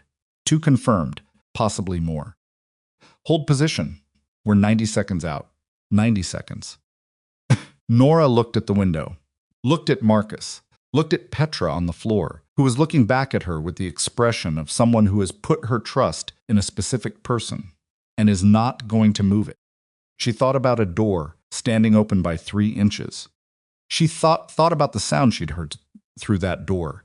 Medical equipment, refrigeration, the compressed urgency of people working under time pressure. She thought about 31 patients over 11 months. She thought about what kind of facility performs surgery on people who cannot surface in any official medical record, and who those people are, and what they know, and why someone with a criminal organization's resources would protect that information with exterior contacts and a compromised hospital administrator and a synthetic neurotoxin in an operative's arm. The drives. Rourke had the drives, but Ashford had been there first. She stood up fully. The operator at the door looked at her. She looked back. Ashford copied the drives before Rourke's team got there, she said. It wasn't a question. The operator's expression didn't change, but something in it confirmed it. He had time. That's why the external contacts came from the parking structure side. They were already in position. Before Rourke reached the West Wing. The external team is not backup. They're extraction. They're here to get Ashford out. She turned to Kessler. Not the drives. Ashford himself. Whatever's on those drives is secondary to what Ashford knows in his own head. 8 years of operational detail. Contacts, financials, network, architecture that doesn't appear in any record because he kept it there on purpose. Kessler was looking at her with sharp attention. If he gets extracted, he's more valuable out than anything on those drives. A sound from the corridor. Not combat. Not running.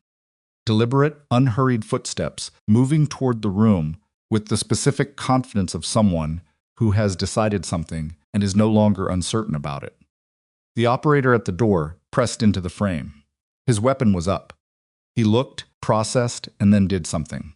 She didn't expect he lowered the weapon. Not all the way, partially. The partial lower of someone who has assessed a target and determined that the category of threat is not the category he prepared for. Raymond Ashford walked into the doorway. He was wearing a suit jacket, which he'd had on all night. He was carrying something in his right hand, a tablet, not a weapon, which was why the operator had lowered his arm. He looked at Nora with the expression of a man who has run all the scenarios and has arrived at the one where he still has something to offer. His face was not the face of someone who had lost. It was the face of someone repositioning. "Nurse Callahan," he said evenly. "I want to make a proposal." Behind him, in the corridor, the sound of Rourke's team returning fast, disciplined footsteps, closing the distance from the West Wing direction. Ashford heard it. He didn't turn around. He looked only at Nora. And what was in his eyes was not fear. It was the calculation of a man who had, in the last 90 seconds, identified the one variable in this room that he believed he could still work with, the one person whose authority in this specific space was not dependent on a badge or a weapon or a federal credential. He had picked her. Out of everyone in this room, he had picked the nurse he'd fired 3 days ago as his negotiating surface. She looked at him. The lacerations on her arm were still bleeding through the gauze. The monitor behind her was steady. Marcus Hathaway's hand on the table rail was no longer trembling. Rourke's footsteps hit the corridor entrance. 10 seconds. "You have about 8 seconds, Nora said to Ashford, "before Commander Rourke walks through that door and this conversation becomes irrelevant. Whatever you're going to say it." Ashford looked at the tablet in his hand, then at her. "There are names on these files that your Navy commander doesn't have clearance to see. People in positions that would make his entire operation collapse if they became publicly exposed before the appropriate channels can manage the disclosure." He paused. "I am the only person who can navigate that disclosure without causing a catastrophic institutional failure. And I will do it full cooperation, everything in exchange for a specific set of terms." "Talk to Rourke," she said. "Rourke will arrest me. The people above Rourke will manage this in a way that buries half of what's on this tablet to protect their own networks." He held her gaze. "You have no institutional allegiance. You have no clearance to protect. You have no career left to risk because they already took it. And you have been correct about everything from the beginning." He stopped. "You're the only person in this building I can't manipulate. Which makes you the only one I can deal with, honestly. The footsteps hit the doorway. Rourke came through, 2 operators behind him, and he read the room in 1 second. Ashford, the tablet, Nora, the positioning, and his hand went to his sidearm. Ashford did not move. He kept his eyes on Nora. Don't, she said. 1 word. To Rourke. Rourke stopped. Not because she'd told him to stop, he stopped. Because the quality of her voice said she'd already seen something he hadn't. And he was the kind of commander who understood the difference between an order and an assessment. What's on that tablet? She asked Ashford. Everything, he said. Every name, every payment, every patient they sent to me, and who sent them and why. And 3 names at the federal level who have been ensuring this network stays invisible for 4 years. He paused. One of them has direct oversight of the unit commander Rourke reports to. The room did not make a sound. Nora looked at Rourke. She saw it land, watched him process it against everything he knew, everything he'd built this operation on, every channel he'd used to get authorization and equipment and air support to a hospital in Tacoma in the middle of the night. One of those channels. Someone in his direct oversight chain. His face went very still, and in that stillness, Raymond Ashford, the man who had put her personal items in a cardboard box and walked her out of her own department, held out the tablet to Nora Callahan and said, I'll give it to you. Not to them. To you. The monitor beeped behind her. Steady, patient. She looked at the tablet. She looked at Ashford. She looked at Rourke, whose expression had moved past stillness into something more complicated, something that was working through the possibility that the operation he'd run tonight, the clearances he'd used, the people he'd notified, might have already been visible to someone who should not have seen them. The external contacts in the courtyard. 2 minutes of Rourke's people converging. Whether those contacts had been told to extract Ashford or to ensure that Ashford never made it to a debrief at all. The tablet was in Ashford's hand. The courtyard was still active. Marcus Hathaway's monitor beeped, and Nora Callahan had not moved. She took the tablet, not because Ashford had persuaded her. Not because she trusted him. She did not trust him, would not trust him. Had no intention of extending to Raymond Ashford anything resembling the benefit of the doubt after 3 days of sitting in her apartment with a cardboard box and an unreturned voicemail. She took it because the alternative was letting Rourke take it, and Rourke had just been told that someone in his oversight chain was compromised. And a man operating on compromised intelligence with a compromised chain of command needed time he did not currently have to figure out who he could trust. She had no chain of command. She had no clearance to protect, and no institutional allegiance, and no career left to risk. Ashford had been right about all of that, and it was the most honest thing he had said to her in 3 years of working. Under his authority. She held the tablet in both hands and looked at Rourke. I need 5 minutes with this before anyone else touches it. Rourke's jaw worked. She could see the conflict moving through him, the instinct to take control. The training that told him to secure all assets immediately. And underneath both of those, the thing Ashford has just put in the room that he couldn't unhear. One of the people he'd reported to before coming here tonight might already know this operation was happening. Might have known from the moment Rourke requested authorization. Might have been making calls of their own while Rourke's helicopters were descending. 5 minutes, he said. 5 minutes. She moved to the far corner of the room, away from Ashford, away from the window gap, close enough to the examination table that she could see Marcus's monitor readings without interrupting her focus. She angled the tablet so that its screen was visible only to her, and she read. The files were not encrypted at the surface level. Ashford had opened them, probably in the last 20 minutes, probably in preparation for exactly this moment. He was not a man who improvised. He was a man who prepared multiple positions in advance and occupied whichever one the situation made viable. She had watched him do it, in budget meetings and staffing disputes, and now she was watching him do it with his own criminal exposure, and the consistency was almost impressive, in the way that genuinely terrible things can be almost impressive. She read fast. She had always read fast. It was one of the things that made her good at intake assessment. The ability to pull critical information from a dense document in the time most people needed to find the page. What was on the tablet was organized with the compulsive neatness of a man who had been managing a secret for a long time and needed his own records to be retrievable. Patient files, financial transfers, communication logs between Ashford and a series of contacts identified by initials and location codes rather than names. The surgical records from the West Wing 31 procedures over 11 months, with outcomes logged in the same dispassionate format as any legitimate medical record, which was its own kind of horror.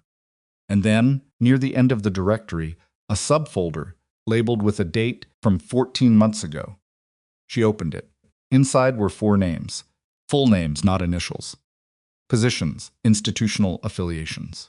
One of them was a federal oversight director whose name she didn't know, but whose title told her exactly what Ashford had meant when he said someone had direct oversight of Rourke's unit.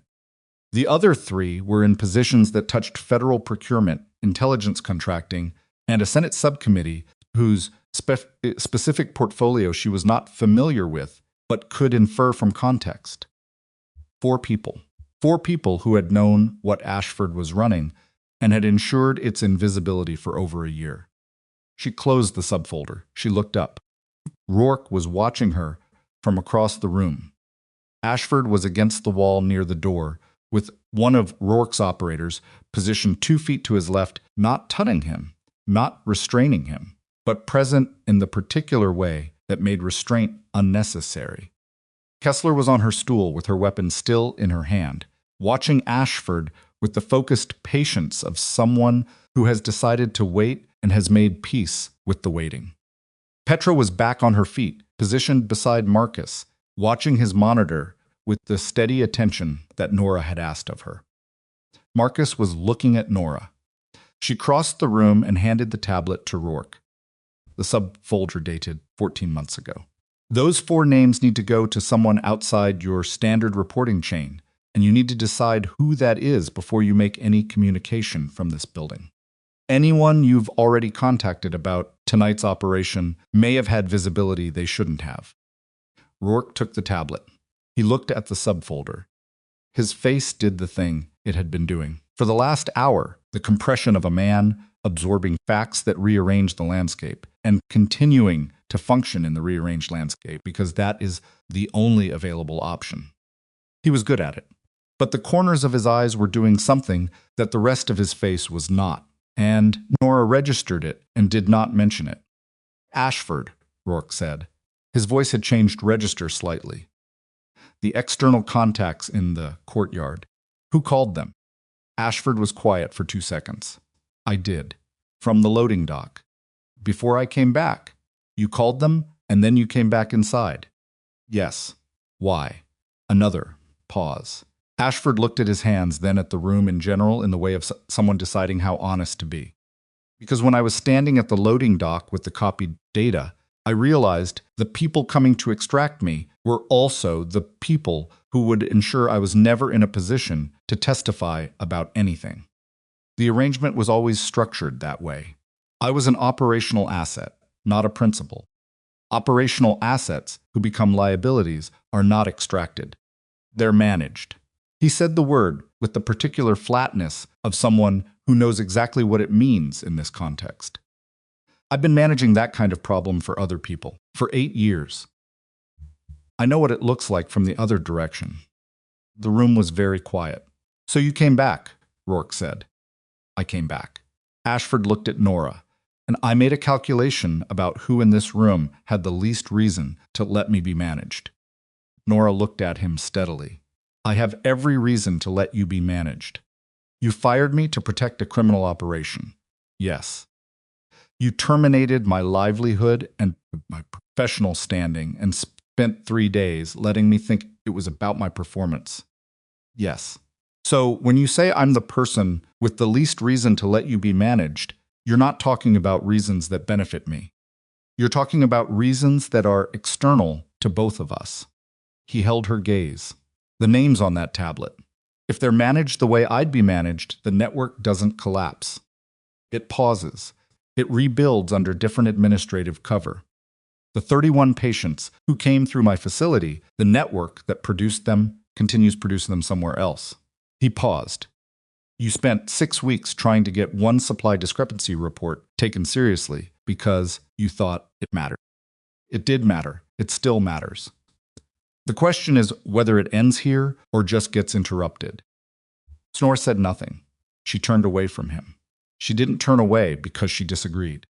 She turned away because she needed a moment in which Raymond Ashford was not looking at her with the expression of a man who understood her well enough to use her own convictions as a negotiating instrument, and she could not have that moment if she kept facing him. She looked at Marcus's monitor. She looked at Petra.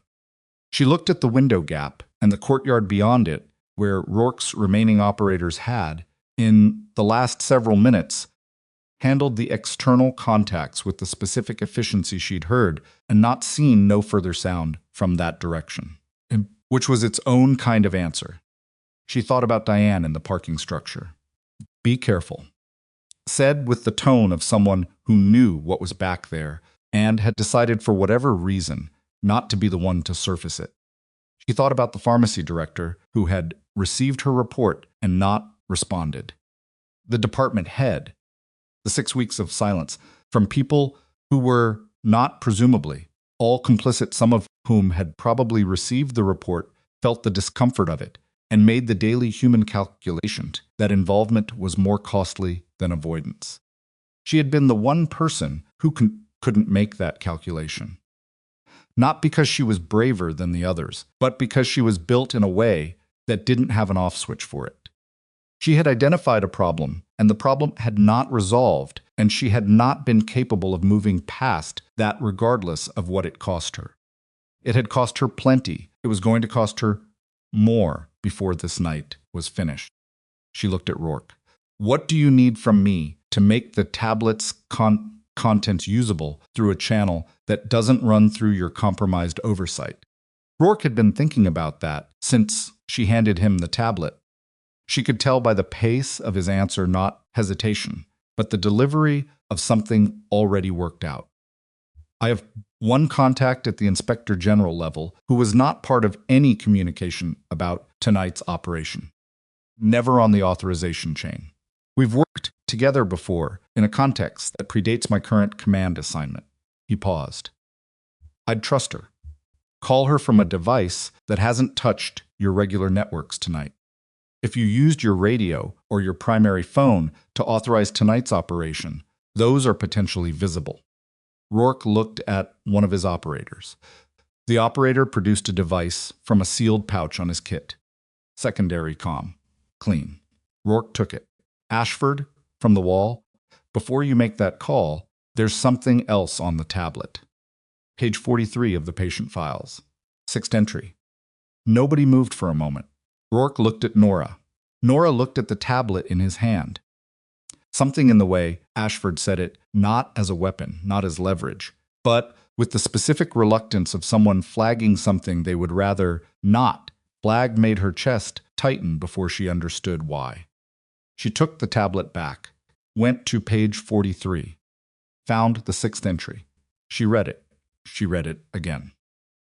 The patient in the 6th entry had been admitted to the West Wing facility 8 months ago, treated for a penetrating abdominal wound, and discharged after 9 days. The intake identification listed no name. The facility didn't use names. It used numeric identifiers. But the intake notes included a physical description. A distinguishing mark on the left shoulder described a stitching scar from a prior procedure, and a reference to the contact who had arranged the admission. The contact was listed as a 2-letter code she didn't recognize, but the physical description was one she recognized. She looked at Rourke. He read her face before she said anything. She watched him read it, watched the thing she'd read move into him through her expression because she didn't have the architecture to hide it. "What is it?" he asked. "One of the patients admitted through this facility 8 months ago," she said carefully. "The intake description matches someone." She paused. "The contact code for that admission, do your records include a code to identity index?" Rourke looked at one of his operators. The operator pulled out the data device recovered from the West Wing. 40 seconds of navigation. Then he looked up, and his expression had something in it that wasn't tactical. "The code maps to an internal handler designation," the operator said, "used by a specific unit within the contracting structure." He looked at Rourke. "It's the unit Kessler and Hatch were attached to before they were reassigned to this operation." The room processed that. Kessler's weapon hand had gone very still. Marcus Hathaway's eyes were open. He'd heard all of it. The quality of his stillness had changed. It was no longer the stillness of a man conserving energy for recovery. It was the stillness of a man who has just been handed a thread he has been looking for and is deciding whether to pull it. "What's the patient number?" he asked. "Quiet. Controlled." Nora looked at the tablet. NWF2 1024-6. Marcus closed his eyes. Just for a second. One breath, deliberate. Then he opened them, and what was in them was not surprise. It was the specific weight of a confirmation that arrives after a long time of not having it. "Riker," he said, not to anyone in the room specifically. Just said it the way you say a name when you've been carrying it, and the carrying is finally over. Kessler said nothing. She was looking at the middle distance with the expression of someone who has run the calculation faster than anyone else in the room, and doesn't like the output. "Who is Riker?" Nora asked. Marcus said. "We were told he was killed in action. 14 months ago. Operation went sideways. No remains recovered. Standard protocol." He stopped. "We were told." The date on the 6th patient entry was 8 months ago. If someone had been listed as killed in action 14 months ago and appeared in a covert surgical facility's intake record 6 months later, the gap between those two dates had a shape that implied things Nora did not have the full context to name, but she had enough context to understand that whatever had happened to the man called Riker in the space between those two dates was not accidental and was not unconnected to what Ashford had been running in the West Wing. "He survived the operation," Kessler said. Her voice was flat and careful in the way of someone keeping something at a distance in order to keep functioning. "Someone pulled him out, used your facility." She looked at Ashford. "And then what?" Ashford was quiet for 4 seconds. Long enough that the silence became an answer of its own kind. "Then discharged. 9 days post-procedure. The contact who arranged the admission handled his departure. I don't have any record of where he went after he left."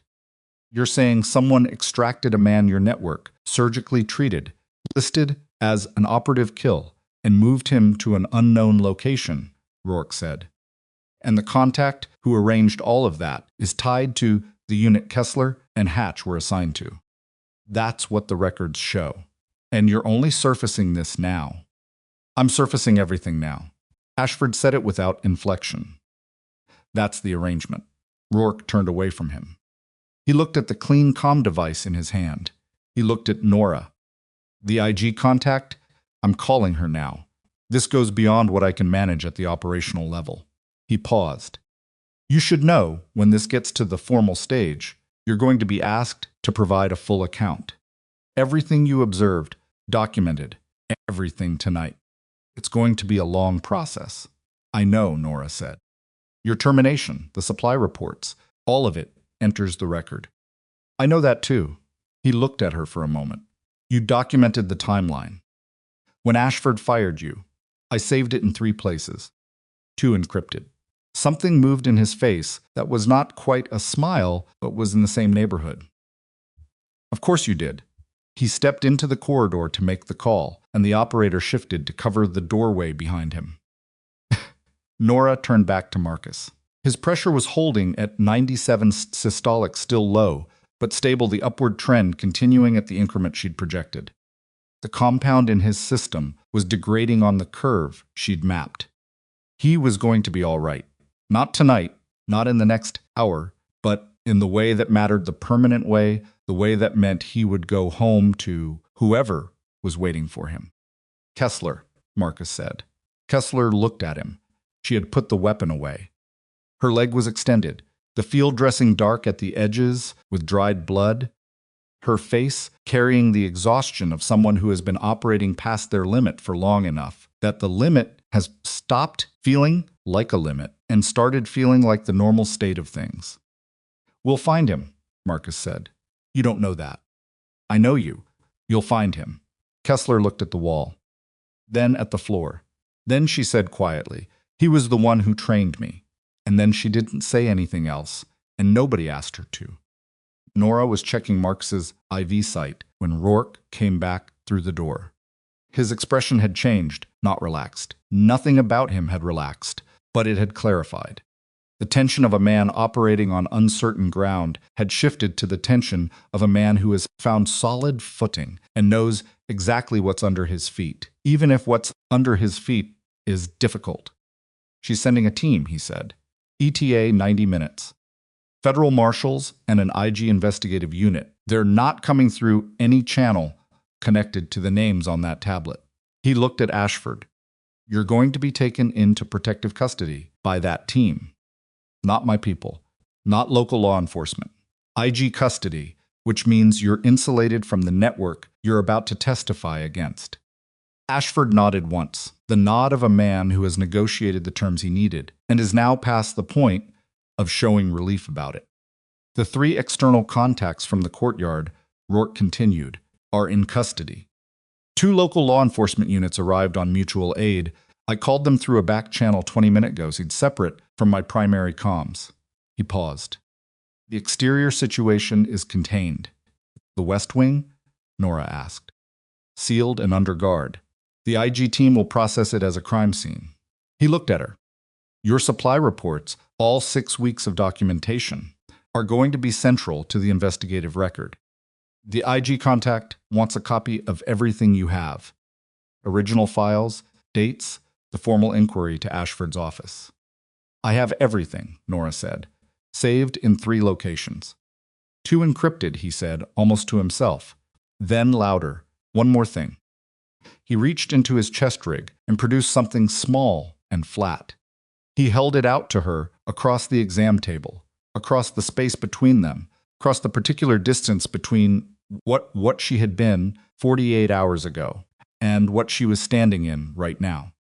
It was a card, plain, federal seal in the corner, a name below it, and a direct contact number, and a handwritten line at the bottom in Rourke's writing that she had to tilt the card to read in the half-light. "Your reports open this. Make sure you're there to see it close." She looked at the card. She looked at him.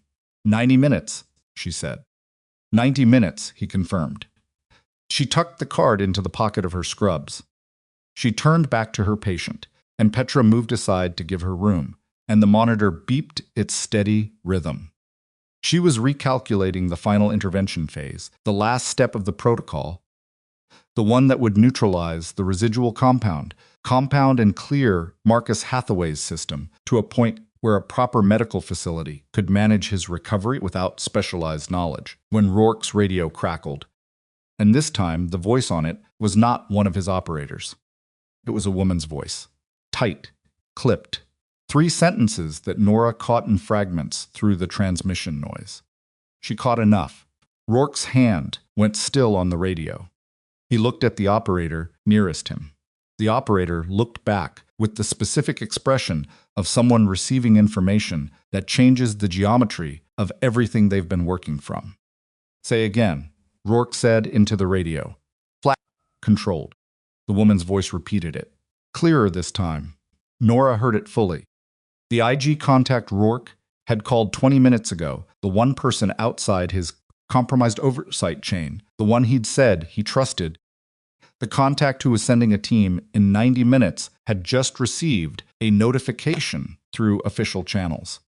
Someone had already filed a federal hold on the evidence from Hargrove General. Filed 20 minutes ago, before Rourke had made his call, before anyone outside this room should have known there was evidence to hold. The hold had been filed by a name Nora didn't recognize, but the institutional affiliation listed on the hold was the same as one of the 4 names in the subfolder on Ashford's tablet. Rourke lowered the radio slowly. He looked at Nora.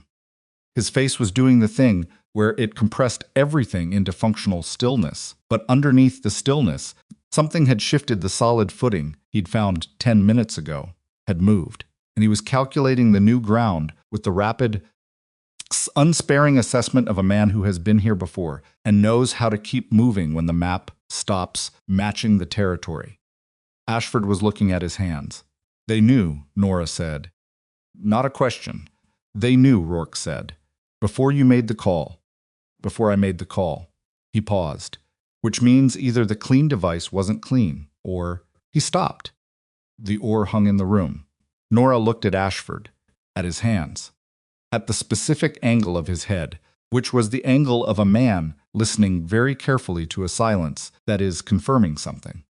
She looked at the tablet in her hand. At the directory structure. At the subfolder dated 14 months ago with 4 names. And then she looked at the patient file index and counted. 31 patients. She had counted 31.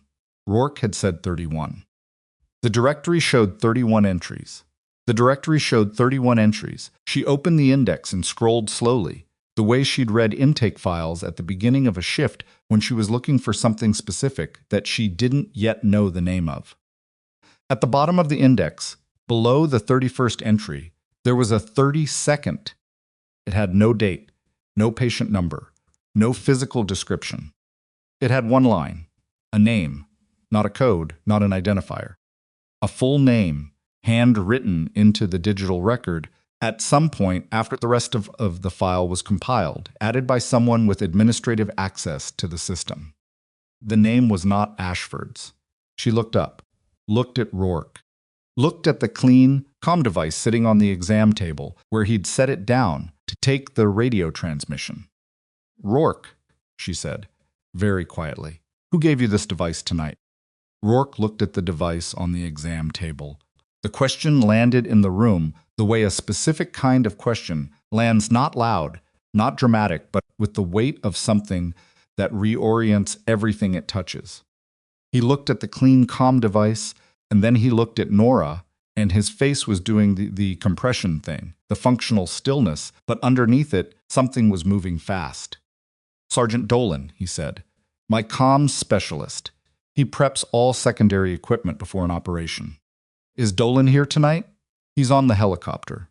He stayed with the aircraft. Nora set the tablet down on the exam table beside the device. She did not touch the device. The 32nd entry in the patient file index has no date, no patient number.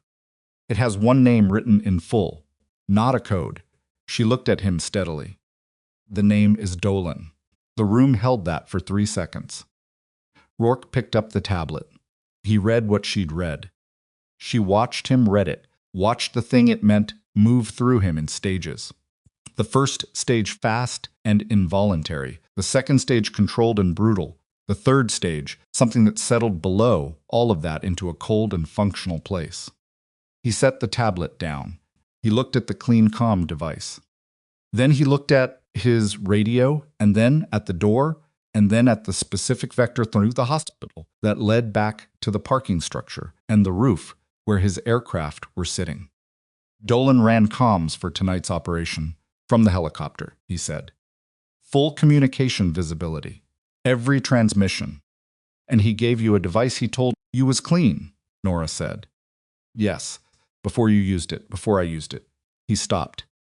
The IG hold was filed 20 minutes ago. I called my contact 18 minutes ago on that device. 2 minutes. Someone had filed a federal evidence hold 2 minutes before Rourke made the call that was supposed to be invisible. Not after, before, which meant the hold wasn't a response to the call. The call had already been anticipated. The whole shape of what Rourke thought was a clean channel had been visible before he reached for it. Kessler said from her stool, "He's still on the aircraft." Rourke was already moving to the doorway. He put his radio to his mouth and said 3 words in the clipped cadence of someone issuing a command they know may or may not reach the right people. Then he looked at the operator nearest him. "Get to the roof. Now. Secure the aircraft and detain Dolan. Do not use the radio to confirm approach." The operator left at speed. Rourke turned back. His expression had arrived at something final, not anger, not the visible kind, but the compressed and purposeful energy of a man who has identified the specific thing that needs doing and has set everything else aside. The IG Contact's team is still coming. The hold can be challenged. It was filed on fraudulent grounds, and once the IG unit sees the source, they can override it within their authority. He paused. But it buys time. For whoever filed it, it buys time to manage the evidence before the team arrives. How much time? 30 minutes. Maybe 40. Then we use 40 minutes, Nora said. She turned back to Marcus. He was watching her with the focal grip of a man whose nervous system was steadily reclaiming itself, the compound's grip loosening in the measured increments she'd projected. His color was poor, but improving. His pressure had climbed to 103 systolic, while the room was occupied with other things, which meant his body was doing its job without requiring her constant direction. She ran the final phase of the protocol with the same precision she'd applied to every preceding step, not faster because of the clock, not slower because she was tired, at exactly the rate the intervention required. Petra was beside her, handing instruments and monitoring the line without being asked, reading the rhythm of the work and moving with it. They had developed, over the last 2 hours, the kind of unspoken coordination that usually took months to build between clinical partners. Circumstance had compressed the timeline. It had also stripped away everything unnecessary, leaving only the part of each of them that knew how to do the work. At the 11-minute mark, Marcus Hathaway's pressure hit 108 systolic. Nora stood back and looked at his numbers: pressure, oxygen saturation, respiratory rate, the pupillary response that had normalized to within acceptable variance, and made the assessment she'd been working toward for the better part of 3 hours.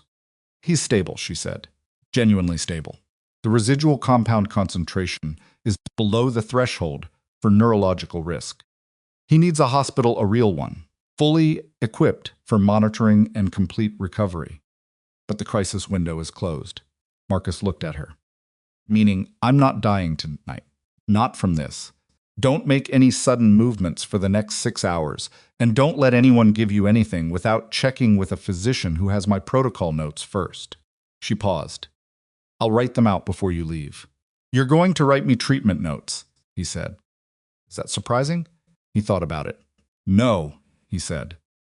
"No, it's not."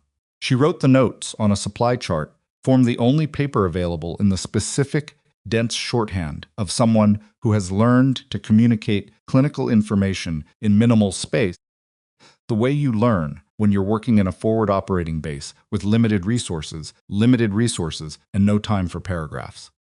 She listed the compound family, the intervention sequence, the agents used, and their dosages, the physiological responses at each stage, and the monitoring parameters that a receiving physician would need to ensure the recovery curve stayed on track. It took her 4 minutes. She handed it to Kessler, not Marcus, because Kessler's hands were steadier. "Make sure whoever treats him next sees that before they do anything," Nora said. Kessler took it. She looked at it for a moment, reading it, processing it, and then looked at Nora with an expression that had moved past all the earlier layers into something direct and unguarded. "You know what you just did here tonight?" "I did my job," Nora said. "You did about 9 jobs." Kessler folded the notes carefully and put them in an inside pocket. "And I've worked with people who trained for years for exactly this kind of situation, and most of them would not have managed what you managed with the resources you had in the time you had." She paused. "I'm going to say that in my report. Explicitly. You don't have to." "I know I don't." Kessler looked at her steadily. That's why I'm going to. At the 19-minute mark, Rourke came back through the door. He did not look like a man who has good news, but he looked like a man who has resolved a problem, which was a different thing. Dolan is in custody, he said. He attempted to destroy his communication equipment when the operator reached the aircraft. Didn't complete it. Enough is recoverable to establish what was transmitted and when. He stopped in the middle of the room. He's been running a secondary channel for 14 months. Every operation our unit ran in that period, someone else was listening. His voice was very even. The evenness of it was its own kind of emotion. Riker's operation, the one that went sideways. Dolan flagged the insertion point 24 hours in advance. The room absorbed that. Marcus closed his eyes again.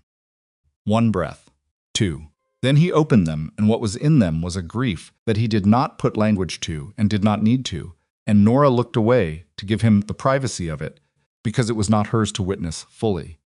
Kessler was very still. He'll be transferred to IG custody, with Ashford, Rourke said. The IG team is 11 minutes out now. The evidence hold has been suspended. My contact confirmed it once she had the name behind the filing. He looked at Nora. She wants to speak with you directly when she arrives.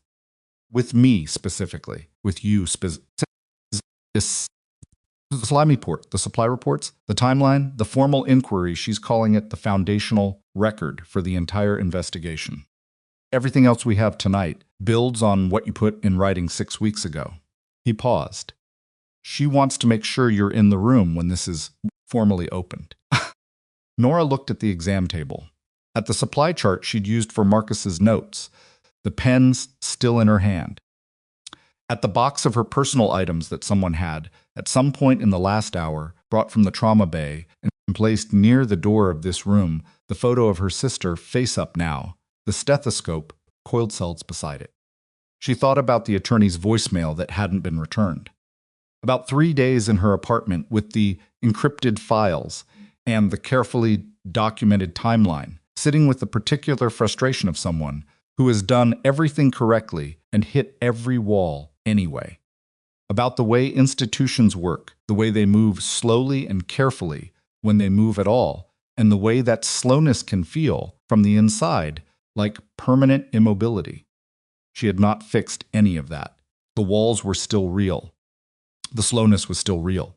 The 14 months of Dolan running a secondary channel, the 4 names in the subfolder, the 8 years of Ashford's careful administrative cover, none of that was simple or clean or resolved in the way that a 3-hour intervention resolves a neurotoxin exposure. What was coming was going to be long and procedural and was going to require her to tell the same story to different people in different rooms across a period of months, and none of those people were going to salute her.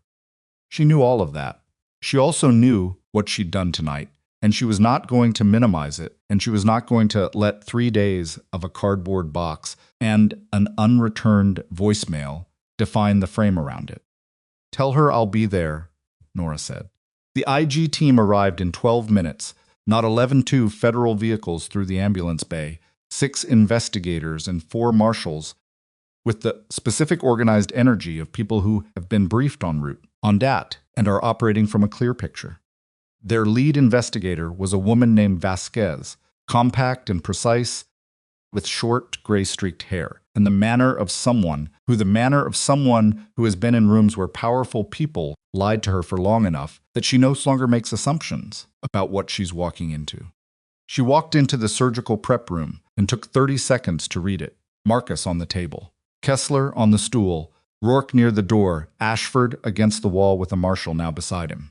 Petra at the supply cart, Nora standing in the middle of all of it, with a pen in her hand and lacerations on her forearm, xeros that she still hadn't properly treated. Vasquez looked at the lacerations, then at Nora's face. Then she said, "You're Callahan." "Yes, I read your supply reports on the drive over. All 6 weeks of them." She paused. "They're meticulous." "I was a nurse for 6 years," Nora said. "Documentation is the job." Vasquez almost smiled. It was a very small almost. My team is going to process the West Wing as a primary crime scene, secure Ashford and your comm specialist into protective custody, and begin the formal evidence collection. I need a preliminary statement from you, not the full deposition. That happens later, but enough to anchor the evidentiary chain. She looked at Nora directly. And I want to be on record, right now, in front of witnesses, that the investigative record for this case begins with the documentation filed by Nora Callahan. That attribution stands regardless of what else we recover tonight. Nora said, I'll give you whatever you need. I know you will. Vasquez turned to her team and the room reorganized again, for the last time, into the structured efficiency of a formal federal process that would grind slowly and thoroughly for months and produce, at the end of that grinding, something that would hold. What followed was 3 hours that were nothing like the 3 hours before them. Procedural, careful, repetitive in the way that building a legal record is repetitive. Each detail confirmed and reconfirmed, and placed precisely in relation to the detail beside it. Nora gave her preliminary statement to Vasquez in the corridor outside the surgical prep room, standing up, because there was nowhere to sit, with a marshal taking notes and a recording device on the wall bracket beside them. She told it in order. She did not editorialize. She stated what she had observed, when she had observed it, what she had documented, and what had happened after she documented it. She told it the same way she charted a patient, with the understanding that accuracy was not a luxury, but the entire point. Vasquez interrupted her twice, both times to ask for clarification on a specific date. Both times Nora gave it without checking notes, because she didn't need to check notes at. When she finished, Vasquez was quiet for a moment. When Ashford terminated you, she said, did he give you any indication that he knew the scope of what you'd uncovered? He gave me an indication that he needed me gone before I went further, Nora said. Whether he knew I'd identified the full scope or just enough to be a problem, I don't know. I don't think it mattered to him either way. It matters to us, Vasquez said. The distinction between contained disclosure management and active witness suppression carries different charges. She paused. Your formal deposition will address that in detail. I want you to have counsel present for that conversation. Not because you're in any kind of jeopardy, you're not, but because the defense is going to attempt to characterize your reporting as motivated by grievance rather than genuine concern.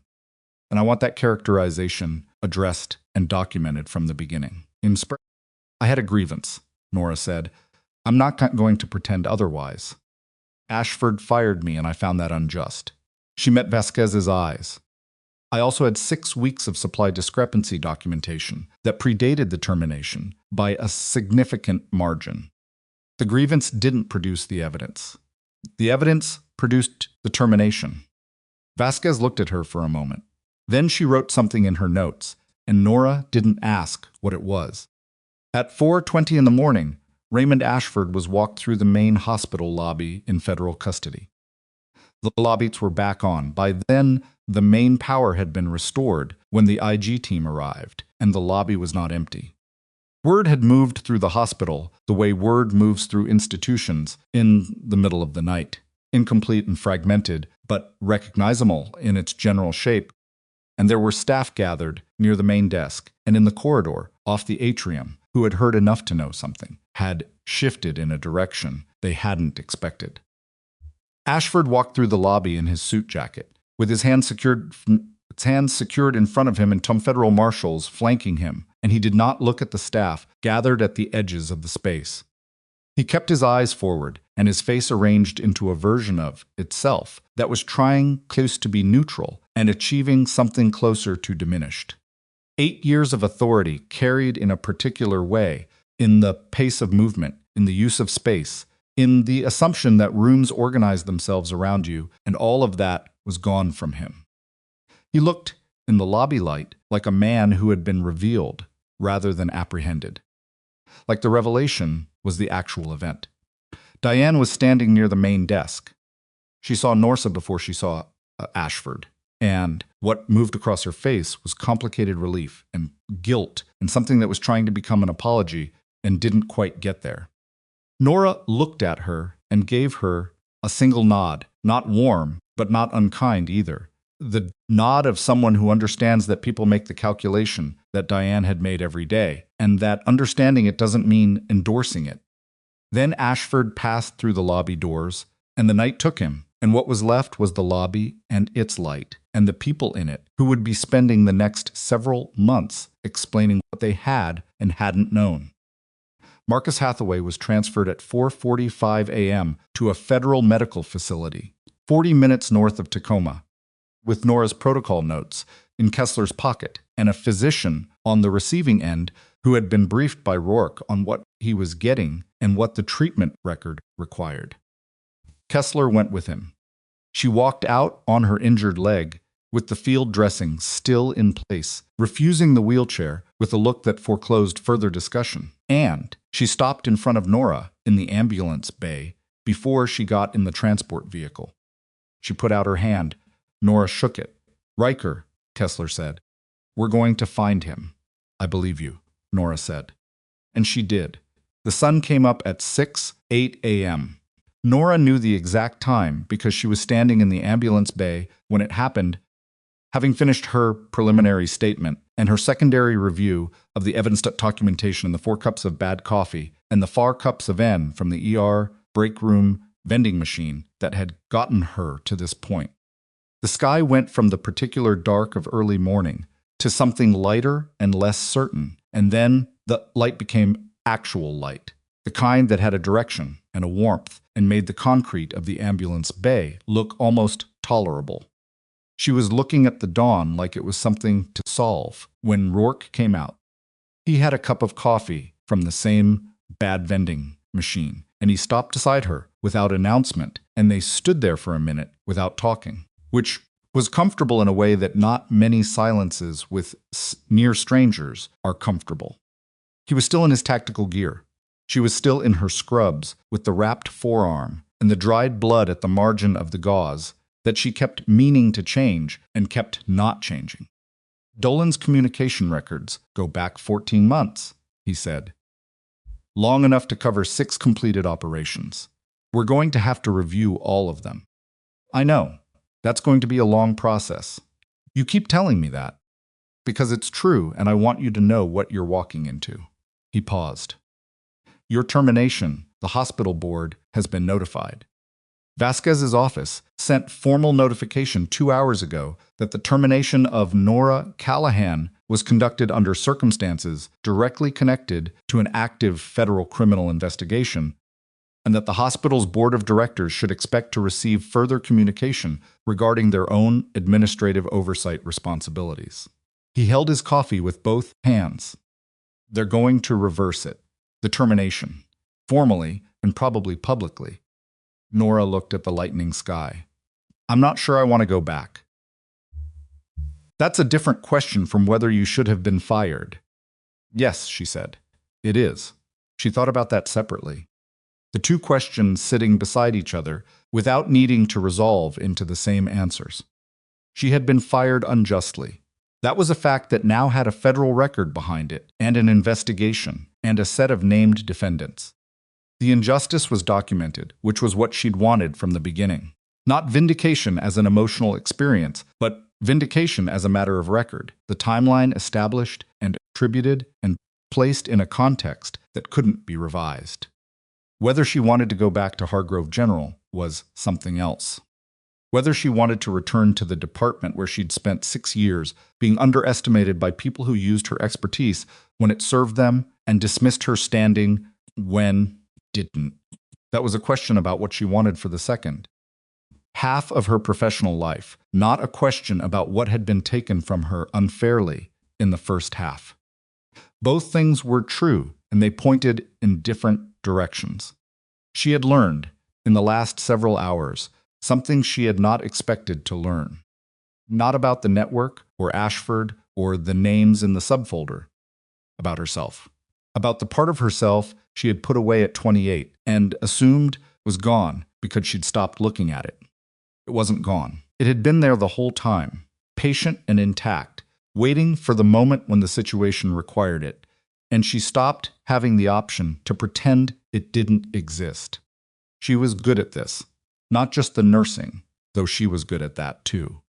The other part, the part that functioned under pressure and in uncertainty and with incomplete information, and with lives on the line and without the safety net of a clear protocol to follow.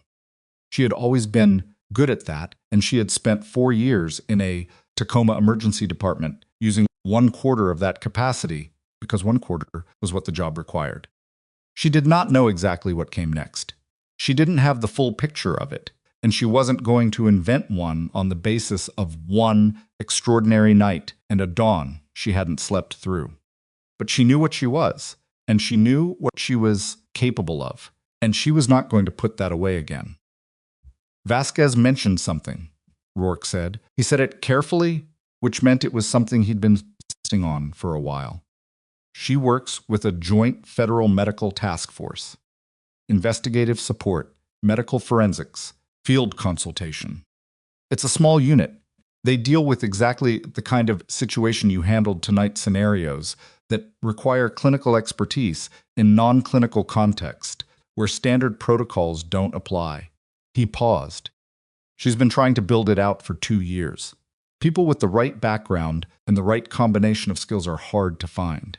Another pause. I may have mentioned your name. Nora looked at him.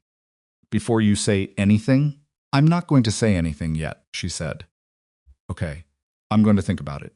That's all I'm asking. She looks back at the sky. It was fully light now, the kind of morning that arrives after a long night with the quality of something that has been earned rather than just waited for. The ambulance bay was quiet. The hospital behind her was beginning its ordinary morning operations, the shift change, the morning med passes, the day staff arriving with their coffee and their unremarkable Monday morning energy, none of them knowing yet what had happened in the building they were walking into. They would know soon. That was the thing about things that happen in institutions. They become the institution's story, retold and revised and contested, and eventually settled into a version that the people who were there recognize only partially. Nora's version would be in the federal record. That was enough.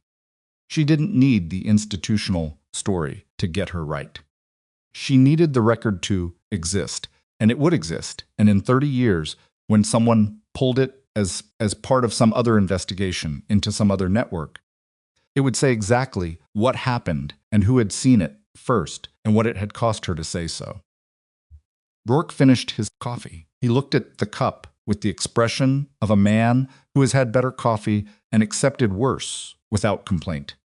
When this is processed, he said, when the depositions are done and the formal investigation is underway, I'm going to make a recommendation. Separately from Vasquez's offer. Through a different channel. He looked at her.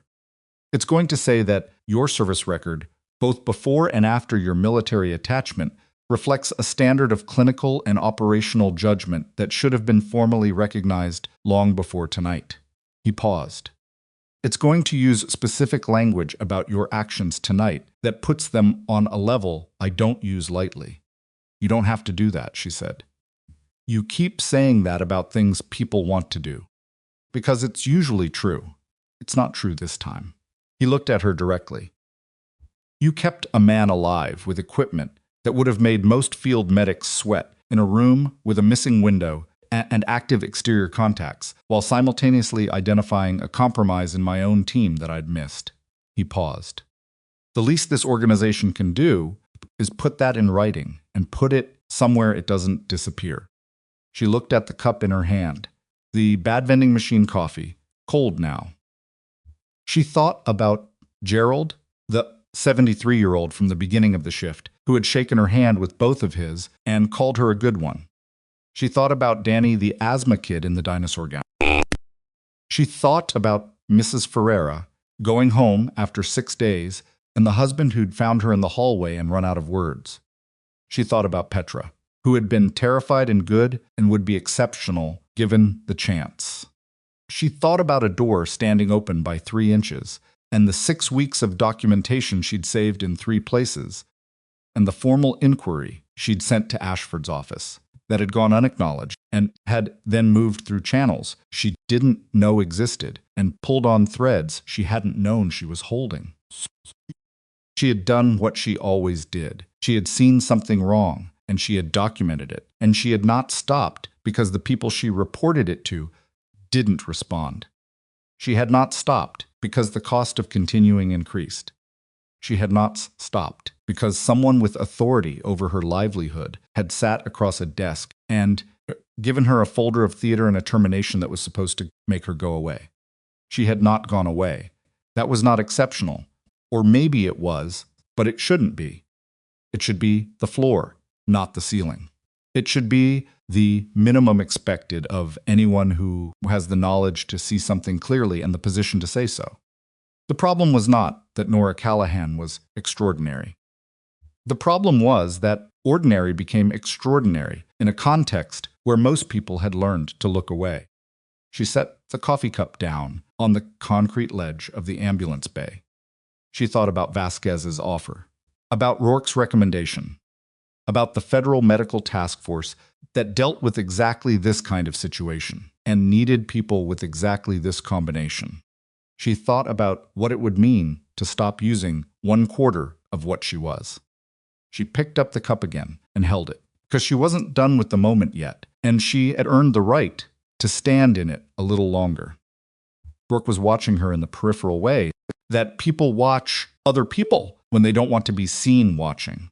Ask me again in a week, she said. About Vasquez's offer? About all of it. The offer, the recommendation, what I want to do next. She looked at the morning. I have some things to figure out first. Fair, he said. But Rourke. Yeah, the record. Make sure the record is right. She turned and met his eyes. 31 patients over 11 months. 14 months of a compromised communication channel. 4 names in a subfolder. 1 operative who was called KIA and wasn't. She paused. Make sure all of it is in the record exactly as it happened. Not the version that's easy to explain. The version that's true. He held her gaze. You have my word. She nodded. She looked at the hospital behind her Hargrove General Medical Center in Tacoma, Washington, where she had worked double shifts for 6 years and memorized the names of the repeat patients and caught 2 medication errors. In the gap between shifts and filed 6 weeks of supply discrepancy reports that went unanswered and been walked out with a cardboard box and come back anyway because she was not built with an off switch for it. She did not feel sentimental about the building. She felt clear about it, which was better than sentimental and more durable. She walked back inside through the ambulance bay door, past the trauma bay with its swept glass and repositioned equipment, past the nursing station where the day shift coordinator was arriving with a coffee and an expression that suggested the night shift had not prepared her for what she was about to be told. Past the break room and the elevator bank and the corridor that led to the administrative wing where Ashford's office was sitting dark and locked with a federal seal on the door that would be there when the investigators arrived at 8. She found Petra at the nursing station, doing something that looked like a shift handover, but was actually, Nora saw, a careful and thorough documentation of everything that had happened in the department overnight. Every treatment, every patient, every deviation from standard protocol, and the clinical justification for it. It was meticulous. It was exactly right. It was the work of someone who understood that the record was not a formality, but the evidence that something had happened and mattered. Petra looked up. She looked exhausted. She looked like someone who had been through something that would take several days and a lot of sleep to fully arrive at the other side of. How's your documentation coming? Nora asked. It's thorough, Petra said. I've been thorough. I can see that. Nora looked at the chart. You're good at this. Petra looked at her steadily. I had a good teacher tonight. You already knew how to do it. Nora met her eyes. I just didn't get in your way. Petra held that for a moment. Then she nodded. Once. The nod of someone accepting a thing they're going to carry with them. Nora picked up her cardboard box from the spot near the nursing station, where it had ended up after its collision with the corridor floor. The photo of her and her sister was still face up. The stethoscope was still inside. The spare pen had rolled somewhere, and she didn't look for it because it was a pen.